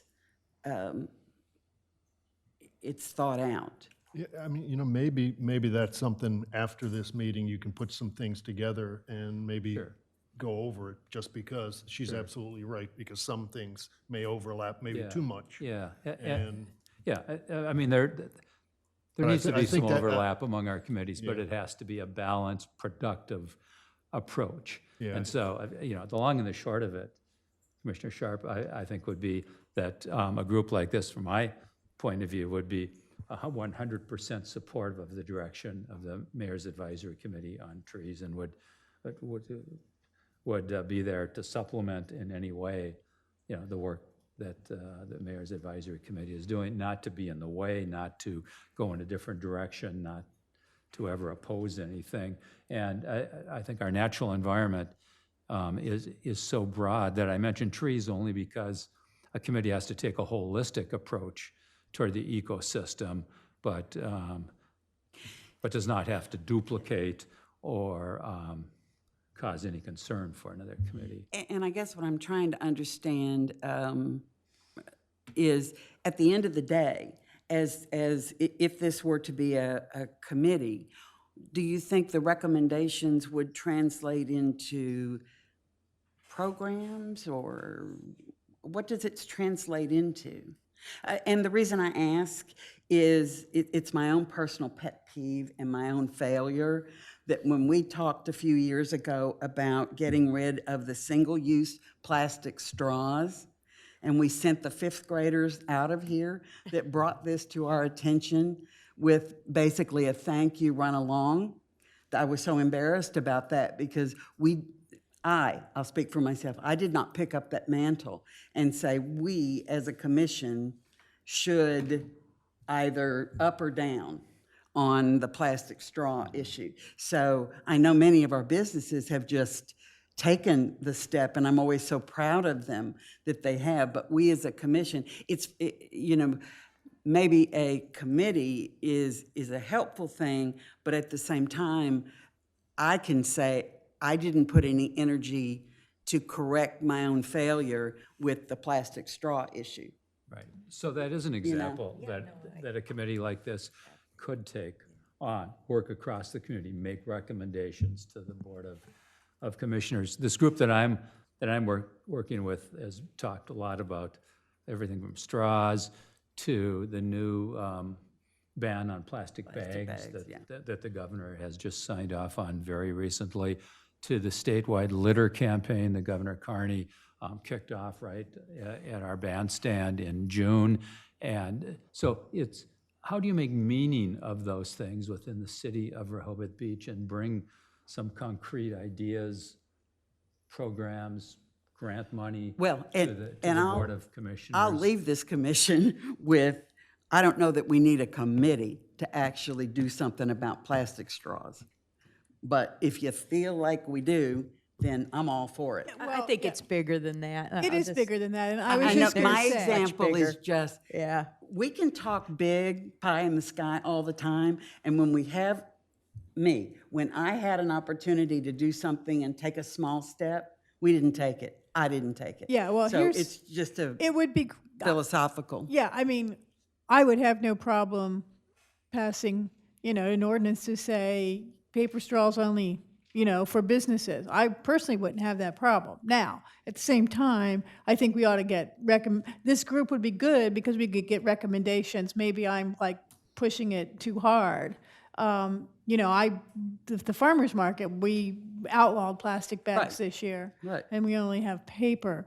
But there's all kinds of things, and there are going to be all types of folks, that some people who are very focused on the bays, the water. Some people are very focused on solar. Matter of fact, I've gotten a quote to put solar on top of the convention center, something that I'd like to see in the CIP next year. So there's all kinds of things, and I think this group will come up with even more interesting things that they could then, the committee would bring to the Board of Commissioners after it's been, thought through. Now we can move forward. So you're right. We don't need a committee. We don't need a committee for straws, but that's just one piece of it. Yeah. Of course. One big topic of conversation this group has had is, why do we as a city not recycle in public areas other than Grove Park? On our beach, our boardwalk, our business streets. We have a little bit of recycling now going on in some of the business areas. And I know things have been tried in the past. There have been problems, but that's maybe a decade ago. I think we can learn from that. We can learn from what other communities are doing. Many communities are successfully recycling. We have some of our businesses that pay out of their pocket to recycle. We have some where everything goes in the trash. So, there are some, I think, critical issues in our 1 square mile city that a group like this can work on. And they can advocate for, they can go after outside money. Obviously, it's like many of the committees, they're only empowered to make recommendations to the commissioners. And so, I think they're going to think bigger than just straws, but that's an example. Well, I also see this group, We can't even take the small. yeah, well, true. But you mentioned, is this group going to come up with programs or incentives, and I think it's programs and incentives. So part of my background is I did work for the Environmental Protection Agency at the federal level, and one of the things that we learned there is you just can't put in an ordinance and regulate everything. I mean, incentives work equally as well, if not better, than regulation in many cases. And I'm not quite sure we do enough with incentives, particularly in this area. So I see this as an opportunity for somebody to really focus on incentives rather than just ordinances or laws or legislation or whatever. So that's how I saw it, Dick. I don't know if you saw it that way, but I see programs and taking a fresh look and working together as a community to put in place incentives as opposed to just regulation. So that's been my Let me weigh experience. in real quick. If you all have the energy, go for it. I won't be here, so, however, I will be. Committee member, possibly. That's However, exactly it. I will be advocating for two things from up this seat or in that seat, and that's transparency and formation of this committee. You know, I've been very vocal about the deficiencies in process of forming the last two committees. I think it was horrible what was happened and what happened to the citizens, the disenfranchisement of not just up here, but of the citizens. And I hope that the formation of this committee, you learn something and will be transparent and do it all in the public eye. Create your mission in front of the public eye, that your membership's not already closed because friends or whatever want to be on it, but that you've got open solicitation of members, because it ought to be open to everybody to fill out that application and be able to apply for this committee, and that you have a fair process. Agree 100%, and that's Thank why, I made a little comment a few minutes ago that there are no promises to any of these folks that have self-selected to be on this. In fact, none of them are personal friends of mine. Long story, very short. I was in Florida one day last January, actually relaxing by the pool, and my phone rang. It was a 302 number, so I automatically picked it up, and a woman said, "Hello, my name is," I think it's fine to say her name. "Hello, my name is Nettie Green. I'm really interested in the environment, and I want to talk to you because you're a commissioner." And one thing led to another, and I said, "Well, let's start meeting in the spring and invite a few people." And I invited no one. They kind of each have brought people that represent groups, and we meet once a month, and we talk about these issues. And so, yeah, there's no promises to any of them. I agree with being totally transparent, and we go through the same system that the city has a protocol for, and it's done openly. I think that's the only way to do government. Thank you. All right, so yeah, if you all can put something together and progress and figure that out. Be just a little more specific, Yeah, Mayor. that'd be great. No, I'm asking you to be a little more specific in what you're asking us to put together as a next Well, step. I mean, you know, when we formed committees in the past, they've had mission statements or Right. a group set up, or, you know, what you want to accomplish in the long run, how it may relate to the rest of the things that are going on in the city, that kind of stuff. Okay, And I think a little further discussion would be helpful. sure. And the only thing I'd suggest is that you be sure that they understand that, you know, to the extent they become a formal city committee, as Commissioner Mills, transparency means that all of their meetings will be public meetings held in public, rather than being able to talk with you and have you bring things here. Now it's going to be them as a group in a setting like this. Yeah. Okay. This has not really come from them. They've not pushed on me to do this. All they have pushed on is kind of a frustration of how can they make a difference given their backgrounds, the expertise they bring, the energy and all of that. And so it has just caused me and Commissioner Schlosser to talk a little bit about, you know, what could be. Great. Yeah. Thank you all. Thank you. Now we'll go to citizen comment. I know Moria Stein's been waiting for a while. If you can come up to the microphone and your name and address, please. Sure, oh, please. I've got my little notes. Yes. Hi, and Or you it's can go really over there. tall. Just pull that down close to you. Hi, I'm Maria Stein. I own Stuart Kingston Gallery in Rehoboth Beach. My family has been here since 1930. And I'm actually very concerned about a lot of the people that are coming into Rehoboth these days. I think, and this is something that I never, ever thought I would say, but I think we need a beach tax. And the reason being is I see the people get bus loaded into town. They go by my business. They have their big carts of food and drinks. The trash that is dropped around my store and on the beach out front, we're constantly picking stuff up. They're dumping their trash into our trash cans, and we are recyclers, by the way. They drop their food and drink.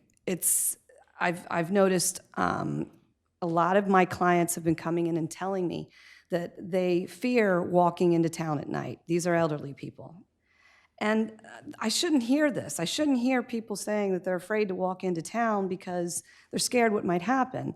I know that there have been fistfights on the beach over children's toys, which I remember when my sister had children, and the little kids are all playing, and another little one comes up and wants to play with someone's bucket, and it would be time to leave, and the little one still has it, and my sister would say, just leave the bucket, let the little one have it. A pair of parents got in a fist fight over a bucket. My mom told me the other day, she was in our lobby doing some work in the lobby, probably watering the plants or something, and a very large man came up and was pounding on our door, wanted to use the bathroom. I think I just gave you the little things about the bathroom. Mom said, I'm sorry, but this is a residential property, and there's some public restrooms up the street. And he came back with some more people, and they were pounding on the door. And it scared my mom a little bit. And she said, I'm sorry, but this is a residential property, and the restrooms are just a couple blocks up on the right. Well, they called her a really bad word, a racist, on and on, because she wouldn't let them come into the building, go upstairs, and use the bathroom in her apartment. I have people constantly coming to my store asking to use the bathroom. They're irate with me when I tell them they can't. It just makes me nervous what's happening in this town that I grew up in. They say that we are the second most dangerous town in the state of Delaware next to Wilmington. And from some of the reports that I'm being told by people that come into my store with things that happen on the beach, with the drugs, and with the fights, it just makes me nervous that maybe we need to start charging a beach tax. We're talking about bringing more revenue in. Have the same thing, have the residents have their card that they can have on when they sit on the beach, but when these people are coming into town, they're not shopping with us, they're not eating our food, they're bringing it all in, they're leaving trash on the beach, and they're fighting. So maybe it'll make them show a little more respect to our beach. That's all. Thank you, Mario. Thank you, Maury. Appreciate it. Anybody else? Mr. Brittingham. Morning, Walter Brittingham, 123 Hennepin Avenue. I'd like to quickly mention budget sessions years ago. The first time around at a budget hearing, there would be a listing of the personnel in the city, not by name, but by positions and the dollars for the positions. This is not against anybody, Kevin or Evan, but Evan transitioned from one job to another, and I don't know that we were ever told what his base salary would be. There was an advertisement for Kevin's position, and we were told what a base salary would be. Not worried about extra expenses. And really the subject is the next meeting that you're going to go into. Because a couple of years ago, it was over 17 months before supposedly there was some standards for, not for Ms. Lynn's evaluation position, but for the position of city manager.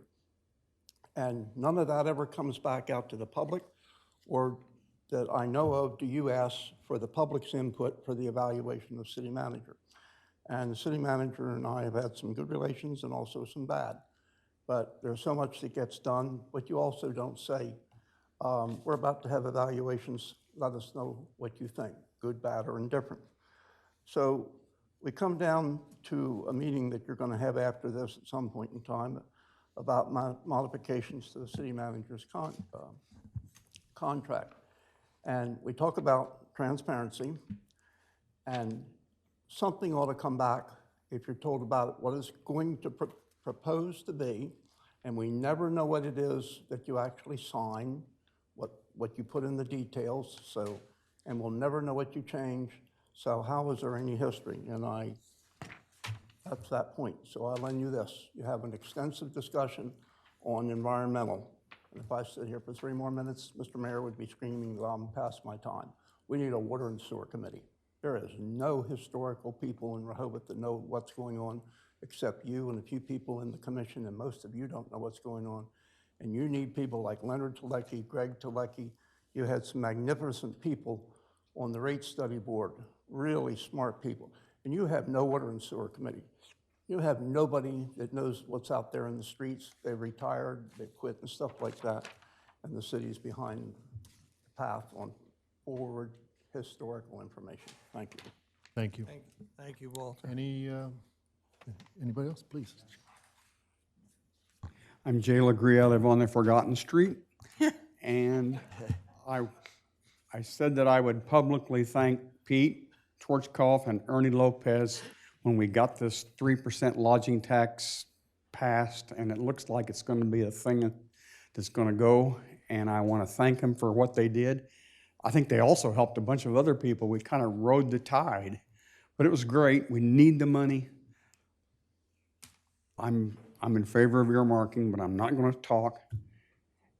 I hope that one of the first things this new committee will do will attack the pollution, the visual pollution of the ugly utility poles that are spread through this town. You could also stop the raping of the trees if you could get rid of the utility poles. I know that won't happen, but that's my wish. Thank you, Jay.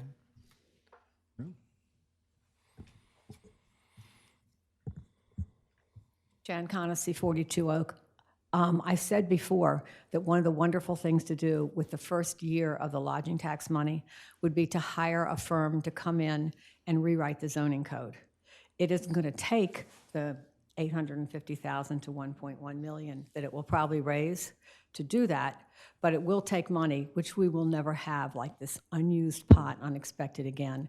So I would just reiterate that there's so many things that are wrong with our zoning code and so many things we would like to do, but to have the appropriate people come in and look at it before hotels get built, the town changes to the point where there's nothing we can do about it. Thank you. Thank you. Thank you, Jan. Thank you, Jan. There's nothing else. Only thing from a commissioner comment, our next meeting is the 16th. It's our regular meeting. Anything else? If not, this meeting is adjourned, and can we be 5 minutes?